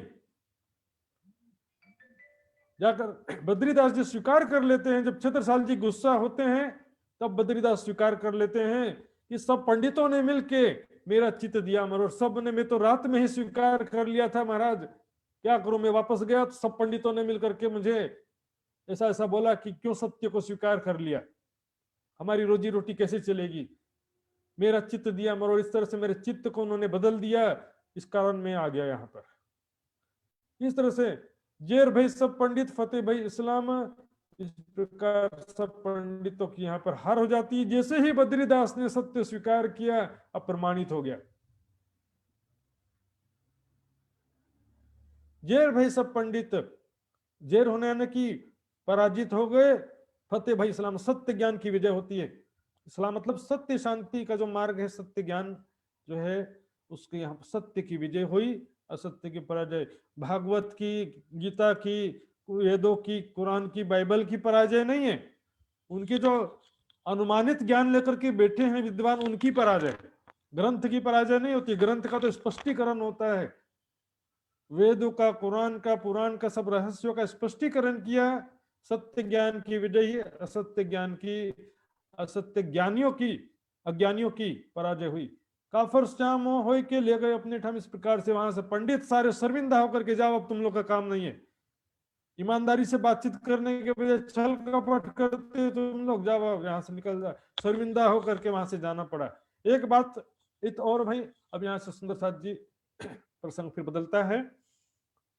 सब कुंवर ठाकुरों में, वहां पर जो भी कुंवर ठाकुर अर्थात राज परिवार के जो लोग थे, उन सब में क्या हुआ, खर्च राज की बख्शिश देख के धोखा भया मन में। वहां पर देखते हैं कि 5000 सुंदर साथ, और यहाँ पर प्राणनाथ जी के साथ में 5000 सुंदर साथ, उनका सब अच्छा अच्छा कपड़ा पहनते हैं, अच्छा अच्छा खाना खाते हैं, किसी प्रकार कोई कमी नहीं है, कहीं भिक्षा मांगने भी नहीं जाते हैं, कोई समस्या भी नहीं दिखती है। इतना खर्चा आता कहां से?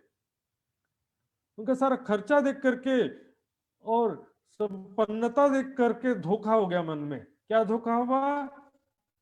खर्च पहुंचे नहीं। छत्रसाल जी के राजकोष से पैसा जाता नहीं है, क्योंकि उनके राजकोष में इतना पैसा है भी नहीं। वैसे बहुत बड़े राजा नहीं थे कि बहुत बड़ा खजाना भरा पड़ा हो, वैसे भी जनता की सेवा में वो समर्पित थे। अनावश्यक रूप से वसूली करके पैसा इकट्ठा करना उनका उद्देश्य भी नहीं था। जनता को दुखी करके पैसा इकट्ठा करके भरे रखते हैं, वैसे नहीं थे वो। उनके खजाने में वैसे भी, क्योंकि शुरुआत था, अभी इतना पैसा भी नहीं था कि सेवा कर सके। तो उनका जो राज परिवार के लोग थे, उनके मन में संशय हुआ कि जब राजकोष से पैसा नहीं जाता है तो ये उठे थे कहां से? ये पैसा कहां से आता है? आखिर कहां से सेवा आता है? ये निश्चित रूप से है इनके पास रसायन, इनके पास में जरूर कोई रासायनिक पत्थर है, कीमियागर, कीमिया याद है ना, पारस मणि, पारस पत्थर इनके पास में है, जिससे ये लोग लोहे को सोना बनाते हैं। सबो जानी मन में, सबने अपने मन में यही भ्रम पाल लिया, जरूर इनके पास में कोई चमत्कारिक पत्थर है, शक्ति, जिसके द्वारा ये पैसा प्राप्त करते रहते हैं। सिवाय एक महाराज के सबके मन में बस गई, एक महाराजा छत्रसाल जी के अलावा सबके मन में यही बात बस गया कि इनके पास जरूर कोई रासायनिक पत्थर है। बरस 3 बीत गए, यहां तक कि 1740 से 1743 हो गया, 43 आ गया, तब लग खर्च की खबर ना भाई, तब तक की खर्चा की खबर नहीं हुआ कि सेवा सारा कहां से आता है, खर्चा के लिए पैसा कहां से आता है। एक दिन विवश होकर के, बेचैन होकर के छत्रसाल जी ने निश्चय किया, आज मैं अवश्य पूछूंगा प्राणनाथ जी से, अब मुझे से सहन नहीं होता ये भ्रम की बातें। तब एक दिन महाराज ने पूछी, श्री राज से प्राणनाथ जी से पूछते हैं, छत्रसाल जी सबके मन में धोखो है, खर्च एक खर्च होते थे। ये प्राणनाथ जी, सब यहाँ के मेरे परिवार के सभी लोगों में, राज परिवार में और दूसरे लोगों के मन में ऐसा संशय बैठ गया, भ्रम बैठ गया है कि ये जो 5000 की इतनी बड़ी सुंदर साथ की जमात है, इनका खर्चा कैसे निकलता है, कहां से सेवा आता है। सुंदर साथ जी 5000, यहाँ 3 दिन का शिविर कितने मुश्किल से करते हैं हम, और वहां पर लगातार शिविर ही चल रहा है। 5000 तो जो रहते थे, और बाकी जो आ रहे हैं जा रहे हैं वो भी थे, आना जाना बंद था, लॉकडाउन नहीं था उस समय। पूरे देश भर से सुंदर साथ प्राणनाथ जी के दर्शन को, ज्ञान चर्चा सुनने आते थे, जैसे आज भी हम जाते हैं पन्ना जी या दूसरे स्थानों में, उस तरह से उस समय भी आते जाते थे। तो उनका खर्चा कैसे, कहां से आता है? सबके मन में धोखा है। प्राणनाथ जी कृपा करके इस संशय का निवारण कर दीजिए। तब फरमाई श्री राज ने, आवत खर्च साथ में से, प्राणनाथ जी बताते हैं, ये सुंदर साथ से सेवा आता, हमारे पास कोई पारस पत्थर नहीं है। मेड़ता को साथ है, सो भेजे थे हमें, मेड़ता के सुंदर साथ है, राजाराम भाई, झांझन भाई और उनके अन्य सुंदर साथ जो मेड़ता के मकरंद भाई, उनका भी थोड़ा थोड़ा कंट्रीब्यूशन सबका था उसमें। एक ही बस राजाराम भाई या झांझन भाई मुख्य जरूर थे इसमें, मुखिया के रूप में अग्रणी थे। मेड़ता के सुंदर साथ सब मिलकर के सेवा भेजते हैं। आज से नहीं, 1734 जब मेड़ता गए थे तब से 9 साल हो गया सुंदर साथ जी। हालांकि बीच बीच में कहीं संपर्क टूटने की वजह से और ऐसी परिस्थिति के कारण भिक्षा भी मांगना पड़ा, लेकिन जहां भी स्थायी हुआ संपर्क हुआ तो वहां से सेवा आ जाता था। तब छत्रसाल जी के मन में अमीरुल मोमिन, अग्रणी सुंदर साथ, और कोई मर्द, होशी मर्द, मर्द का चेला, सिर्फ नाम का सुंदर साथ हूं मैं। तब महाराजा मन में बहुत दलगीर भाई सुंदर साथ, कुछ बोलने की हिम्मत नहीं थी, चुपचाप उठ करके आ गए।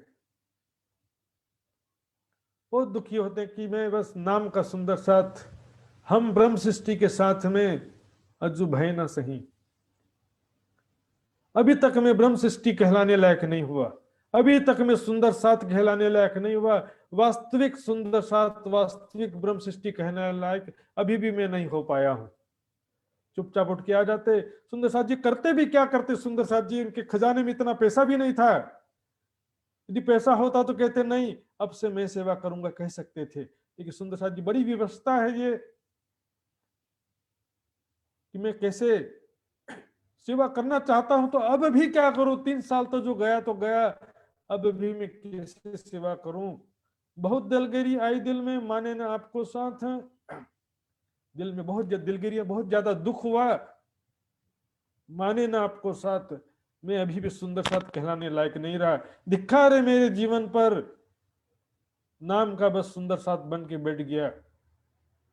अजू काम दीन का आया ना मेरे हाथ, प्राणनाथ जी ने सारी जिम्मेदारी मुझे सौंप दी जागनी कार्य की, लेकिन अभी भी मैंने संभाला नहीं है। अभी मैं संभाल नहीं सका अभी तक भी। सुंदर साथ मेरे घर पे रहते हैं और सेवा आता है बाहर के सुंदर साथ से। धिक्कार है मेरे जीवन पे। सुंदर साथ जी सेवा की भावना देखिए। राजा राम भाई जान जान में सक्षम है, सामर्थ्यवान है, उनके मन भी सेवा की भावना है। लेकिन बहुत सारे ऐसे भी होते हैं सामर्थ्यवान होते हैं फिर भी सेवा की भावना नहीं होती है। बहुत सारे सुंदर सा सेवा करना चाहते हैं लेकिन सामर्थ्य नहीं होता है। लेकिन राज्य के यदि आपकी सच्ची भावना है सेवा करने की, तो राज्य आपको सामर्थ्य अवश्य देते हैं। सुंदर सा देंगे उतना बढ़ेगा, रखने से घट जाएगा। ज्ञान जो है, देखिए सुंदर साथ जी, ज्ञान के विषय में कहते हैं कि ज्ञान बांटने से बढ़ता है, लेकिन धन के विषय में भी कहावत है कि धन सबके भाग्य का सबके पास में आता है, कोई किसी को देता नहीं है। यदि मैं आपकी सेवा में सेवा दूंगा तो समझो कि वो पैसा आपके माध्यम से आया है, आप देने वाले नहीं हो, और आप इस सेवा कर रहे हो तो उससे 10 गुना ज्यादा आपके पास में आएगा। और किया वह सत्कर्म, तो धन की बात है सुंदर साथ जी, सेवा कोई भी कम नहीं होती, तन की सेवा भी अग्रणी कहा गया है। विचार किया मन में एक बात कहूं जाए कि अब मन में विचार करते कि मैं दुख किससे कहूं, कौन मेरे को इसका रास्ता निकालेगा, मैं किस प्रकार से आगे भी सेवा करना चाहता हूं तो उसका क्या उपाय है, किस तरह से मैं सेवा कर सकता हूं, कौन मेरी हेल्प कर सकता है, कौन मुझे सही सलाह देगा, कौन मेरा दुख दूर कर सकता है। दिलगिर होए के प्रातः से पौड़े घरों जाए थे, सुबह से दुखी होकर के सुबह सुबह गए थे प्राणनाथ जी से पूछने के लिए। अब घर आकर के सुबह से कमरा बंद करके बैठ गए, और कमरा बंद करके रोते रोते सुबह का दोपहर हो गया। किससे कहें बात, किससे दुख कहें, कमरा बंद करके किसी को क्या बताऊं मैं, क्या मुंह दिखाऊं मैं, रानी को कहूं, किससे कहूं, जब पैसा है ही नहीं मेरे राजकोष में तो मैं कहां से सेवा कर पाऊंगा, कैसे कर पाऊंगा। इतने दिन जो गलती हुई और आगे भी गलती सुधारना भी चाहता तो क्या करूं। जब हो गए दोपहर, घर में रसोई भाई तैयार, जब दोपहर के 12 बज गए और रसोई भोजन बनके भी तैयार हो गया, तो मंझली रानी उनको भोजन के लिए बुलाना तो चाहती थी, लेकिन रानी तो उठा ना सके। रानी दिखा ऐसा हालत है, कमरा बंद करके इतना रो रहे हैं, रानी की हिम्मत नहीं हुई। तब भेजी बलदीवान सो बाहर, तब बलदीवान जी को बुलावा भेजते, क्योंकि घर में बड़े थे, भाइयों में सबसे बड़े थे, और चाचा वाचा तो कोई बचा नहीं था अभी। चंपत राय के 3 भाई थे, चंद राय, खंग राय और सुजान राय। सुजान राय तो पहले ही शहीद हो गए थे, तो बड़े रूप में बलदीवान ही यहाँ पर सबसे बड़े थे। तो बलदीवान जी को बुलवाया, आए बलदीवान चल के, जगाए श्री महाराज ने। बलदीवान जी आते हैं चल के, अपने कक्ष से चल करके आते हैं और महाराज छत्रसाल जी को जगाते हैं जाकर प्रेम से। बलदीवान जी बड़े चचेरे भाई थे, लेकिन पूरा समर्थन था उनका, कोई भी नियत में खराबी नहीं था। सुंदर साथ जी नेगेटिव बातें जो बिना सोचे समझे करते हैं, उनको इतिहास के बारे में मालूम नहीं। तुम काहे हो तो दिलगीर सो कहो हमें आज, तुम क्यों दुखी होते हो मेरे भाई, क्या समस्या है तुमको, मुझे बताओ, क्यों इतना सुबह से बैठ करके रो रहे हो। कहोगे तो हो सकता है हेल्प कर सकूं, हो सकता है कि हेल्प ना कर सकूं, लेकिन तुम्हारा हृदय का दिल का बोझ तो हल्का होगा। तब कहीं महाराज ने नहीं कहवे की बात। छत्रसाल जी कहते मैं क्या बोलूं भाई, ये कहने की बात नहीं है। दाऊ दाऊ शब्द बोलते हैं वहां पे, बलदाऊ, ये कहने की बात ही नहीं है, ऐसी बात हो गई, इससे ऐसे दुख की बात हो गई है, शर्मिंदगी की बात हो गई है। ये मुख से कहने की मेरी हिम्मत नहीं हो रही। तब कही बलदीवान ने, एक ही चाहिए साक्षात कहे, फिर भी कहो, तुम कहोगे नहीं तो कैसे इसका सॉल्यूशन निकलेगा, कैसे समाधान होगा। तब महाराज जी कही हमारे मन में रहे, तो छत्रसाल जी कहते हैं अब तक हम सब के मन में ये बात शंका था कि इन पास रसायन, इनके पास में कोई रासायनिक पत्थर है, पारस पत्थर है जिससे ये सोना बनाते हैं। लेकिन आज तहकीक करी हमें, आज इस बात का मैंने पता किया, उनसे स्वयं पूछ लिया मैंने, और ये निश्चित रूप से सत्य जानकारी प्राप्त कर लिया। ये आवत खर्च साथ में से, ये सुन भयो दर्द, बाहर के सुंदर साथ से सेवा आता है। आपके घर में ठहरे और सेवा आता है बाहर के सुंदर साथ से। मेरे घर में ठहरे हैं और सेवा आ रहा बाहर से। ये क्या मेरी सेवा है, क्या समर्पण है, धिक्कार है मेरे जीवन को। और इस तरह से अपने आप को कोस रहे हैं। और अभी भी मैं क्या करूं, हम कैसे सेवक इनके, क्या खाक में से इनके सेवा किया मैंने, केवल बड़ी बड़ी बातें ही करते रह गया मैं। हम पर गजब की रही ना हद, कोई हद ही नहीं रहा शर्मिंदगी का। और मैंने जो, मेरे से जो ये गुनाह हुआ है, उस गुनाह का कोई सीमा नहीं रहा। सुंदर साथ जी, मानो तो गुनाह है, नहीं तो नहीं। सेवा में कमी होना, सेवा में सुंदर साथ जी दिखावा, बस बातें करना नहीं, काम से। वो तो छत्रसाल जी का तो परिस्थिति था सुंदर साथ जी, लेकिन हमारे अंदर ऐसे बहुत से सुंदर साथ भी होते हैं, हम भी, और इसमें कोई किसी सुंदर साथ की गलती नहीं है। हदीसों में लिखा है कि वो ऐसा समय आएगा, क्या लिखा है, शीघ्र कार्य का विचार उत्पन्न हो तो जल्दी से कर लो, क्योंकि ऐसा समय आएगा कि एक ही व्यक्ति सुबह मोमिन होगा, शाम को काफिर हो जाएगा। सुबह में बड़े अच्छे विचार आएगा कि वाणी पढ़ूं, चितवनी करूंगा, सेवा करूंगा, शाम होते होते गायब। सेवा लिखवा करके भी भूल जाते हैं, वाणी पढ़ूंगा बोलते हैं, टीवी देखने लगते हैं। सुबह मोमिन और शाम को काफिर, इतने जल्दी विचार बदल जाता है। सुंदर साथ जी, हमारी बात कह रहा हूं, छत्रसाल जी की तो ऐसी परिस्थिति थी, कोई बहुत बड़ा खजाने का भंडार नहीं था जो सेवा करें। तब बोले बात से है ना सुंदर साथ जी, देखिए। तो बलदीवान जी कहते हैं अरे छत्रसाल भाई मेरे, व्यर्थ में तुम इतना चिंता कर रहे, ये तो बड़ा इजी बात है, सेवा करना चाहते हो ना, इजी। एक जगह मारिए ताकि चौथे दीजिए, सब मिले। एक जगह जो टैक्स तो पटाते ही है सब, औरंगजेब बादशाह को टैक्स पटाते हैं, उसी से उसका खजाना भरा हुआ है। सभी राज्य वाले औरंगजेब को टैक्स पटाते, तभी तो उनका खजाना भर भर के रखा हुआ है। कहते ना अब उसको अपने हिस्से मिलेंगे, जैसे को तैसा। एक क्षेत्र जो, ऐसे एक एक क्षेत्र करके सब क्षेत्रों को हम आसपास के कब्जा करेंगे, जो औरंगजेब की गुलामी करते हैं उन सबको। और जो टैक्स जिजिया कर देते हैं औरंगजेब को, उसके बदले में हम टैक्स हम मांगेंगे, संरक्षण के लिए, रक्षा करने का टैक्स। टैक्स तो जरूरी है सुंदर साथ जी, चाहे भारत में टैक्स दो, चाहे नेपाल में टैक्स दो, गवर्नमेंट कैसे चलेगी टैक्स के बिना। ये बात पक्की करके लिखाई लई महाराज। और बलदीवान, क्योंकि उनके कार्यकारिणी समिति में बलदीवान जी भी थे, बड़े भाई थे। कि छत्रसाल जी को कोई कार्य करना होता तो सबसे सहमति लेना आवश्यक होता है ना भाई, हिटलर नहीं। तो सबसे विचार विमर्श करके, सलाह मशवरा करके, सबकी सहमति से कार्य करते थे। लिखित रूप में उन्होंने पक्का करा लिया। अब खुश होते हैं कि हाँ, अब मैं प्राणनाथ जी की सेवा करूंगा।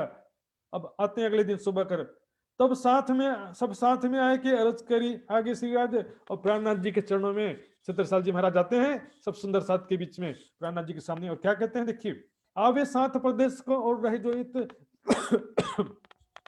जो प्रदेश से, विदेश से, दूसरे शहरों से, जो दूसरे राज्यों से जो सुंदर साथ आते हैं, यहाँ पर रहते हैं, और जो यहाँ पर स्थायी रूप से रहते हैं, स्थायी रूप से रहते हैं, जो आते जाते हैं, तीन सब की सेवा की मोहे है गरज करो नित्य, मैं नित्य नित्य प्रति नियमित रूप से हमेशा के लिए करना चाहता हूं वो सेवा, 2 दिन 1 दिन के लिए नहीं। सुंदर साथ जी,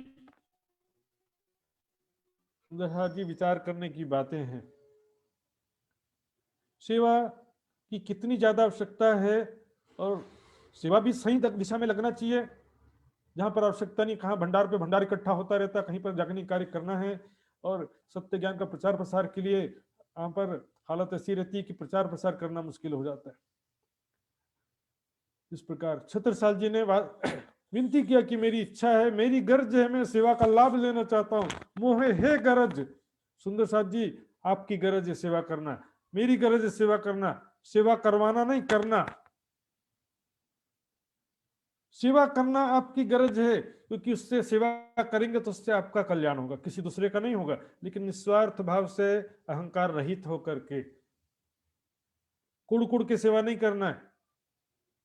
निर्मल हृदय से, आत्म कल्याण की भावना से, धाम धनी को रिझाने की भावना से, दुनिया में फूल हार पहनाएंगे, स्वागत करेंगे, तभी सेवा करेंगे, ऐसा नहीं। तब प्राणनाथ जी ने अनुमति तो दे दिया, लेकिन प्राणनाथ जी जानते थे कि छत्रसाल जी के राजकोष में इतना पैसा नहीं है। उनसे कहा, छत्रसाल कल सुबह अपने घोड़े को लेकर के आना, सुबह में आपसे एक जरूरी काम है, अभी नहीं बताया, बस सुबह सुबह आ जाना, सूर्योदय के समय में आ जाना।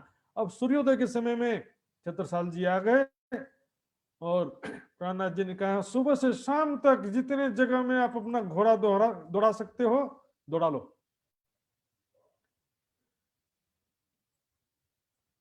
बुंदेलखंड में सुबह से शाम तक घोड़ा दौड़ाते रहे।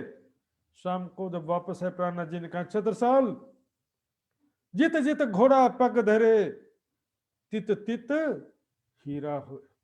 बुंदेलखंड की धरती, सुंदर सुंदर साथ जी, कुछ लोग ऐसा कहते हैं, बोले वो हीरा तो पहले से था, प्राणनाथ जी ने पता लगा लिया। पता लगाने के लिए कोई वो हीरा खनन परियोजना वाले थे कि? प्राणनाथ जी के आशीर्वाद को, उनकी महिमा को कम करने वाले ऐसे लोग हैं।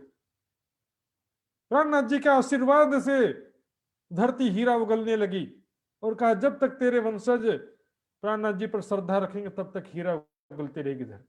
छत्ता तेरे राज्य में धक धक धरती होए, जित जित घोड़ा पग धरे, तित तित हीरा होए। छत्रसाल जी कहते हैं, ये तो ठीक है, लेकिन मैं अपनी मेहनत से सेवा करना चाहता हूं। छत्री का मेहनत क्या है?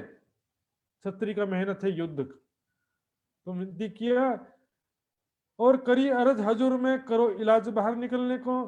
कहते कि हे प्राणनाथ जी, मेरी इच्छा है कि आपको हाथी पर सवार करूं और यहां से हम विशाल सेना के साथ में निकलेंगे, बाहर निकलेंगे यहां से पन्ना जी से। सब ठाकुरों मिल विचार कियो एक जगह मारने को। सब ठाकुरों ने मिलकर विचार किया है, जो जो मुगलों के अधीन राज्य हैं या शहर गांव जो भी जगह है, उसको कब्जा करेंगे।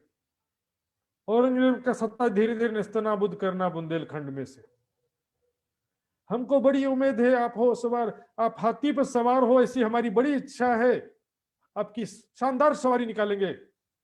चले आगे सवारी में, हम जलेब में खबरदार, आपके सामने सामने सैनिक रहेंगे और मैं खबरदार सावधान रहूंगा, क्योंकि कहीं से कोई हमला ना कर दे, इसलिए सावधान रहेंगे। जलेब का मतलब होता है पैदल में, या पैदल सवार, जो पैदल सैनिक होते हैं उनको जलेब में कहते हैं। और छत्रसाल जी कहते हैं, मैं भी सामने रहूंगा, आप हाथी पर सवार होकर के बैठे रहना बस आपको। 17 से 43 से सवारी करी जब, 1743 में जब हाथी पे सवार किया, उनको हस्ती पर चढ़ाए के आगे सेना चलाई, तब आगे सेना और हाथी पे सवार प्राणनाथ जी। क्योंकि सुंदर साथ जी देखो, नियम भी होता है, राजा हमेशा पीछे थोड़ा रहता है, एकदम आगे सेनापति होता है। सेनापति एकदम सामने सेना के साथ में, लेकिन राजा को थोड़ा पीछे सुरक्षित जगह में रहना पड़ता है, क्योंकि राजा को यदि तीर लग गया तो युद्ध वैसे ही खत्म हो जाता है। इसलिए राजा की सुरक्षा भी इंपॉर्टेंट रहती है। उसी प्रकार यहाँ पर प्राणनाथ जी को हाथी पर चढ़ा करके अच्छी तरह सुरक्षा की पूरी व्यवस्था के साथ आगे सेना चलाई। तब सुंदर साथ जी, ऐतिहासिक ग्रंथों में क्या लिखा है इस विषय में? बोले प्राणनाथ जी ऐसे गुरु थे कि छत्रसाल जी के साथ युद्ध में भी जाते थे। तो इतिहास ग्रंथों तो प्रवाही लोग थे ना, उन लोग अपने तरीके से लिख दिया उन लोगों ने, अपनी भाषा शैली में। राठ, खड़ोत, जलालपुर, नजीक कालपी पहुंचे। इस प्रकार से सुंदर साथ जी हम देखते हैं नक्शा में कहाँ कहाँ जो गए थे।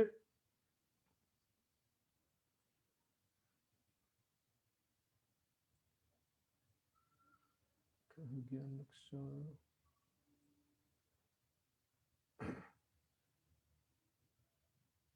मिल गया। सुंदर साथ जी देखेंगे नक्शा।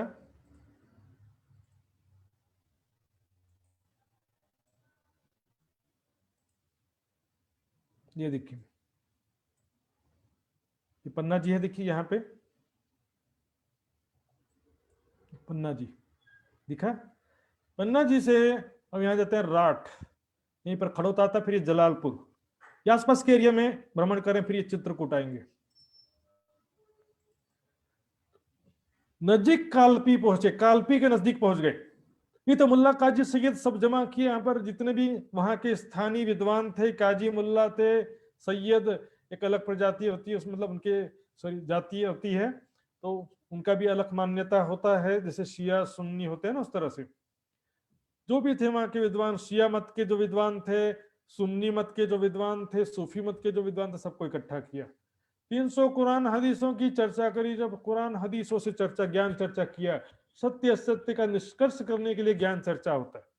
शास्त्रार्थ हार जीत का प्रश्न बन जाता है, आपस में जो लड़ मरे, एकमात्र न छोड़े कोई, मेरी मुर्गी की एक टांग, मैंने जो कह दिया सही कह दिया, इसमें सत्य स्वीकार नहीं करते। ज्ञान वार्ता देखिए, निस्वार्थ भाव से जो ज्ञान वार्ता होती है तो वहां सत्य स्वीकार होता है। जेर हुए इस्लाम में सबो महजर लिख दिया तब, इस प्रकार वो सब क्या कुरान हदीसों की जो बातें थी उसमें जेर होने पराजित हुए, ज्ञान वार्ता में जवाब नहीं दे सके। और सुंदर सा जी ज्ञान वार्ता पहले बहुत बार हो चुकी है यहाँ पर, इसलिए यहाँ पर भी कोई डिटेल में नहीं लिखा है, पर इसका निष्कर्ष लिखा है, सबो महजर लिख दिया तब, ताम्र पत्र में, तांबे के पत्र में लिखित रूप में सर्टिफिकेट्स, प्रमाण पत्र लिख के सबने दिया। और उसमें क्या लिखा, ए हम तहकीक किया खाविंद जमाने का, ये सब हम निश्चित करते हैं कि यही आखिरी जमाने के खावंद आखरुल इमाम मोहम्मद मेहदी साहिब जमा है। सबने स्वीकार किया, हम अपनी आंखों देखिया जो कुरान हदीसों लिखा, कुरान हदीसों के प्रमाणों से हमने निश्चित किया है और समझा है। सो पहुंचाया सरे तोरे को, कानो सुनिया सुल्तान, ये सारी जो ताम्र पत्र लिखा था ना, उसकी एक कॉपी भिजवाया औरंगजेब बादशाह के पास में, सरे तोरे को।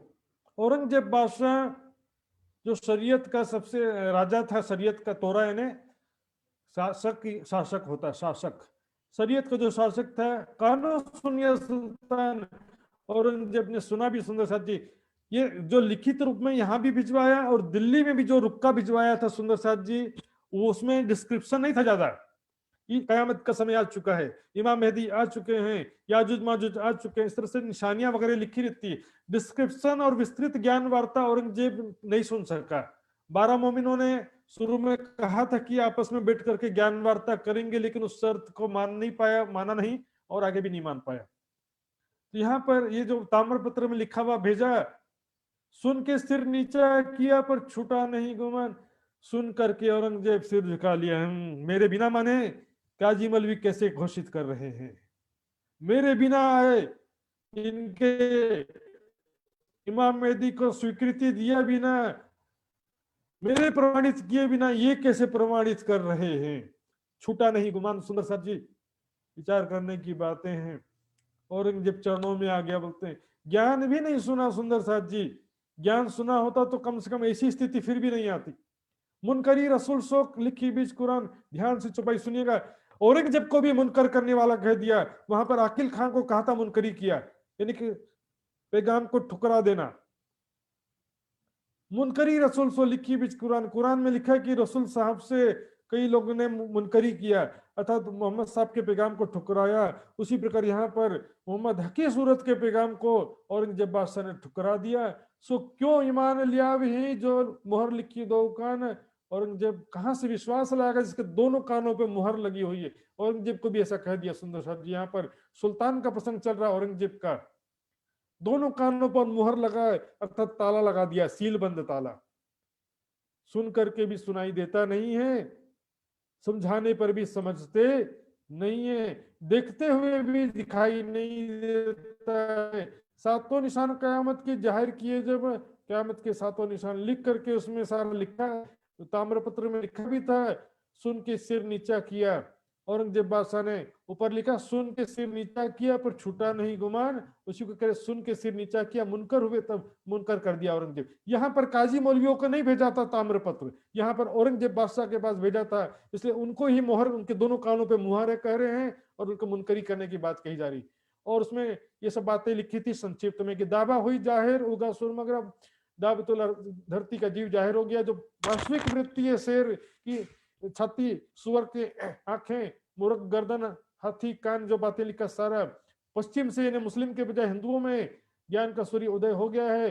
लड़ा दज्जाल अहमद सो मोहम्मद हकी सूरत के साथ में। दज्जाल शैतान अज्ञानता और जो स्वाप्निक चेतना शक्ति जीवों के अंदर है वो भी जो है काजी मौलवी पंडित पादरी सब लोग लड़ाई कर रहे हैं। बिन बातिन ने देखा तब सत्य ज्ञान को न समझने के कारण ये सब सामने खड़े हो गए झगड़ा करने के लिए, विरोध करने के लिए। वे आजुज माजुज जाहे बेटे याफिस के, याजुज माजुज दिन रात के रूप में दुनिया के काल हैं, याफिस के बेटे कहा गया है। कुरान के हिसाब से नूह नबी का बेटा तीसरा बेटा याफिस है, याफिस का बेटा याजुज माजुज कहा गया। खाने लगे सबको मिर्गी पहुंचे। तो क़यामत के समय क्या होगा कि दिन रात रूपी जो काल है, ज्यादा संख्या में लोगों की मृत्यु होने लगेगी, हजारों की संख्या में, सैकड़ों की संख्या में लोगों की मृत्यु होने लग गई, अर्थात उनके दिन की गिनती पूरी होने लगी, जीवन पूरा होते जा रहा है सबका। लास्ट में तो क्या कि प्रलय हो जाएगा फिर पूरा ही पूरा। जब इमाम जाहिर भय और हजरत ईसा साथ है, इमाम मेहदी भी जाहिर हो गए हैं और हजरत ईसा रूहुल्लाह भी जो कहा था दोबारा आएंगे, सेकंड कमिंग ऑफ हजरत ईसा रूहुल्लाह, वो भी आ चुके हैं। मोमिन बंध छुड़ाए के हाथ, मोमिनों के बंधन, माया के बंधन छुड़ा करके उनको हाथ पकड़ना, यानी कि राज जी ने अपनी जोश की शक्ति देकर, जागृत बुद्धि की शक्ति देकर के, तारतम ज्ञान देकर के उनको माया से निकाला, उनको आत्मबल देकर के खड़ा किया, माया के बंधन से निकाल दिया। आशा तृष्णा चाहना चिंता, ये सब माया के जो बंधन कहे गए हैं। असराफिल आए के गाया इत कुरान, असराफिल सुंदर सा जी कोई अलग से नहीं कुरान गा रहा है। देखिए एक ही चीज है, महामती का तन है, कभी कहते हैं कि जागृत बुद्धि ज्ञान का स्पष्टीकरण कर रही है, कभी कहते हैं कि तारतम ज्ञान के द्वारा ज्ञान स्पष्ट हो रहा है, कभी कहते हैं कि राज्य की जोश की शक्ति के द्वारा ज्ञान अवतरण हो रहा है। हालांकि पांचों शक्तियों के द्वारा हो रहा है, लेकिन अलग अलग प्रसंग में कभी असराफिल, और कोई असराफिल अलग से यदि फरिश्ता है, यदि असराफिल अलग से कोई फरिश्ता है तो फिर उसको महामती जी के तन में बैठ के गा रहा क्यों कहते हैं? या तो महामती जी के तन में असराफिल गा रहा है तो फिर राज्य गा रहे हैं, ऐसा क्यों कहते हैं? राज्य वाणी, या तो राज्य ने वाणी कहा या तो असराफिल ने कहा, लेकिन असराफिल अलग से फरिश्ता मानो तब ये प्रश्न आता है। लेकिन असराफिल कोई अलग से फरिश्ता नहीं, राज्य के ही जागृत बुद्धि को यहाँ पर संकेतिक रूप में असराफिल कहा है। राज्य की जोश की शक्ति को संकेतिक रूप में जिब्रील लिखा है कुरान में। सुंदर साथ जी कोई अलग से फरिश्ते नहीं है, कोई देवी देवता जैसे इनका कोई स्वरूप नहीं है। हकीकत मार्फत के खोल दिए दरबार, हकीकत और मार्फत, सत्य ज्ञान और ब्रह्म विज्ञान, रंग महल के अंदर की जो प्रेम और आनंदमयी बातें हैं उसका सारा खोल दिया है, रहस्य पूरा स्पष्टीकरण कर दिया है। मार्फत रंग महल के अंदर प्रेम और आनंदमयी लीलाओं का वर्णन, मार्फत की बातें जो कुरान में नहीं था उसका भी स्पष्टीकरण कर दिया। बेशक हो दीदार कर ले जवाब हो बेशक, यही मोमिनो मार्फत खिलवत कर साथ हक। इस प्रकार ये जो राज्य के साथ एकांत लीला विहार, खिलवत करना, राज्य के साथ में एकांत लीला विहार करने की बातें हैं सुंदर साथ जी। ये मेहर मोमिनों पर सो आवे नहीं शुमार, सुंदर साथ जी के ऊपर राज्य की विशेष मेहर है।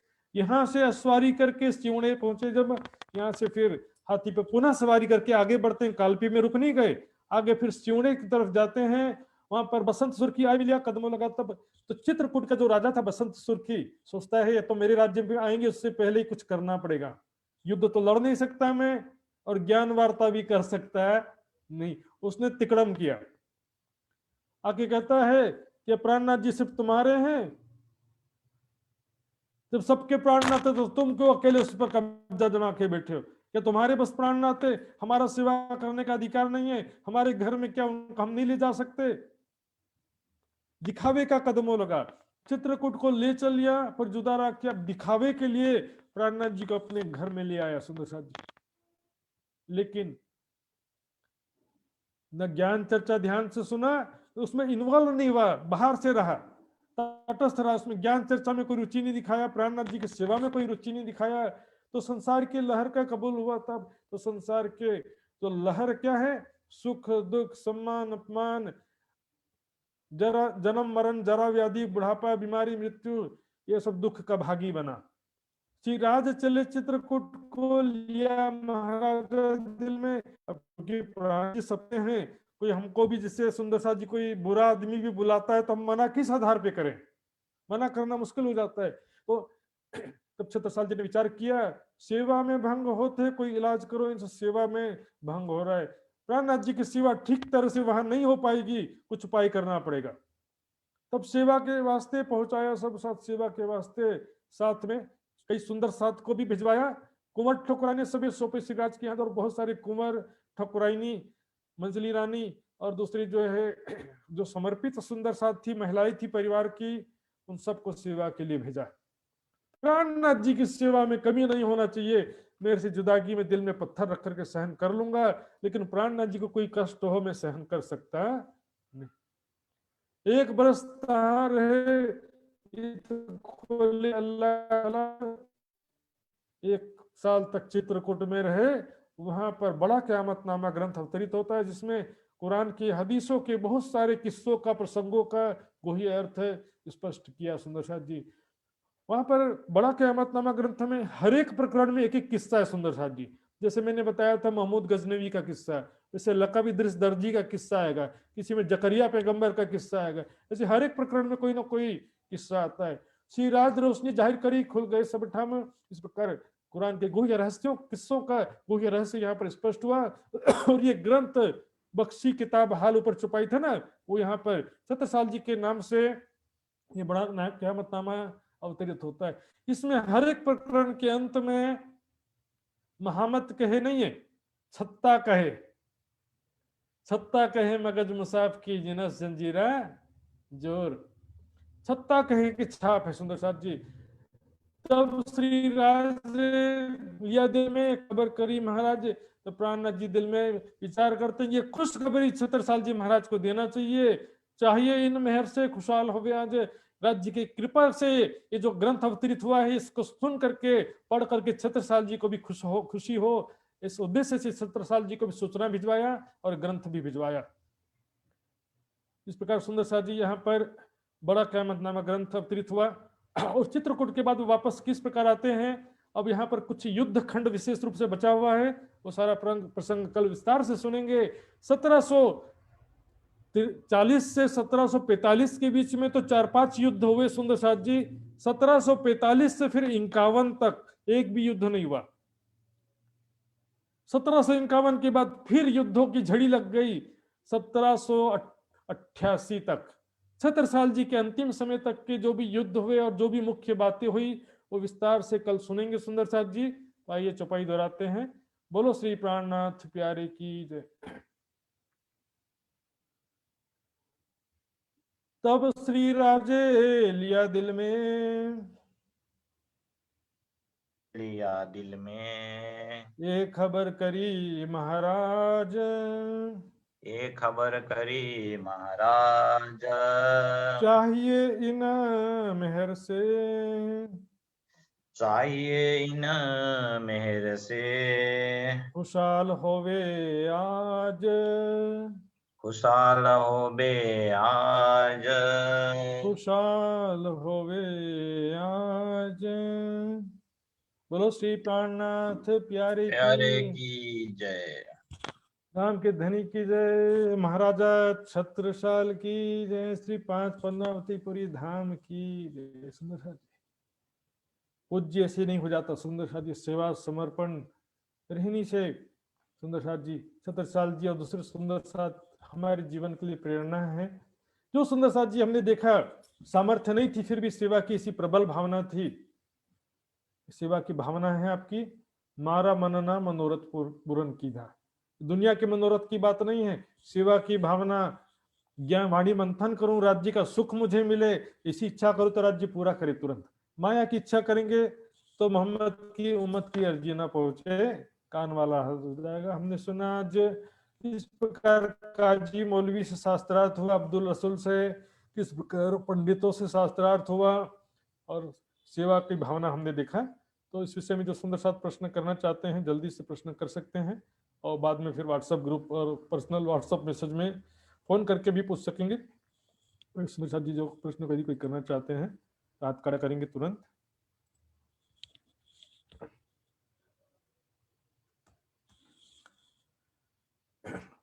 तो सुंदर साथ जी अभी फिलहाल कोई प्रश्न भी नहीं है सुंदर साथ जी, और मैं फिर क्योंकि आज फिर मैं पन्ना जी की यात्रा में प्रस्थान करने वाला हूँ। कल की सुबह पन्ना धाम में पहुंच करके पन्ना जी की वितक वहीं पर आगे कंटिन्यू करूंगा सुंदर साथ जी। तो सभी सुंदर साथ से निवेदन करता हूँ और प्रणाम करते हुए आदरणीय श्री लक्ष्मण जी से निवेदन करता हूँ, कार्यक्रम की रूपरेखा आगे संचालन करेंगे। सभी सुंदर साथ जी कोमल चरण कमल कोटि कोटि प्रणाम जी। तो भूल चुक हो गया तो सभी सुंदर साथ जी क्षमा करेंगे।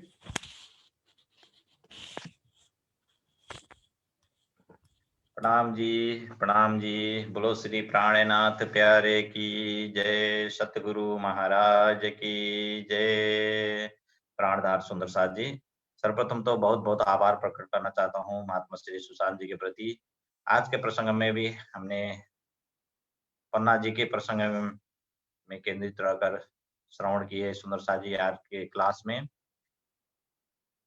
और छत्रसाल महाराज का सेवा समर्पण और 3 साल के बाद जो कुरान के छिपे हुए वो रहस्य जब छत्रसाल महाराज ने सुने तो कैसे जोश आया सर, उमंग आया।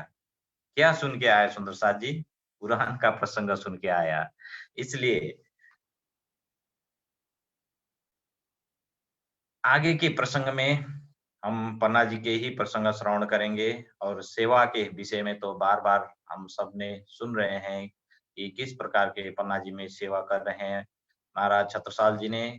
और जब सब 5000 सुंदर साथ जी को सेवा मेरता से झांझन भाई और राजाराम भाई से हो रहा है, ये सुनने के बाद छत्रसाल महाराज को कैसा दिल में दर्द हुआ सुंदर साथ जी। तो ये जागनी लीला में लूटो लूटो सैया लुटाने वाले आ गए, जागो जागो सैया जगाने वाले आ गए सुंदर साथ जी। इसमें हम सेवा को ही लूट सकते हैं यहाँ पर जागनी ब्रह्मांड में और जागनी लीला में सुंदर साथ जी।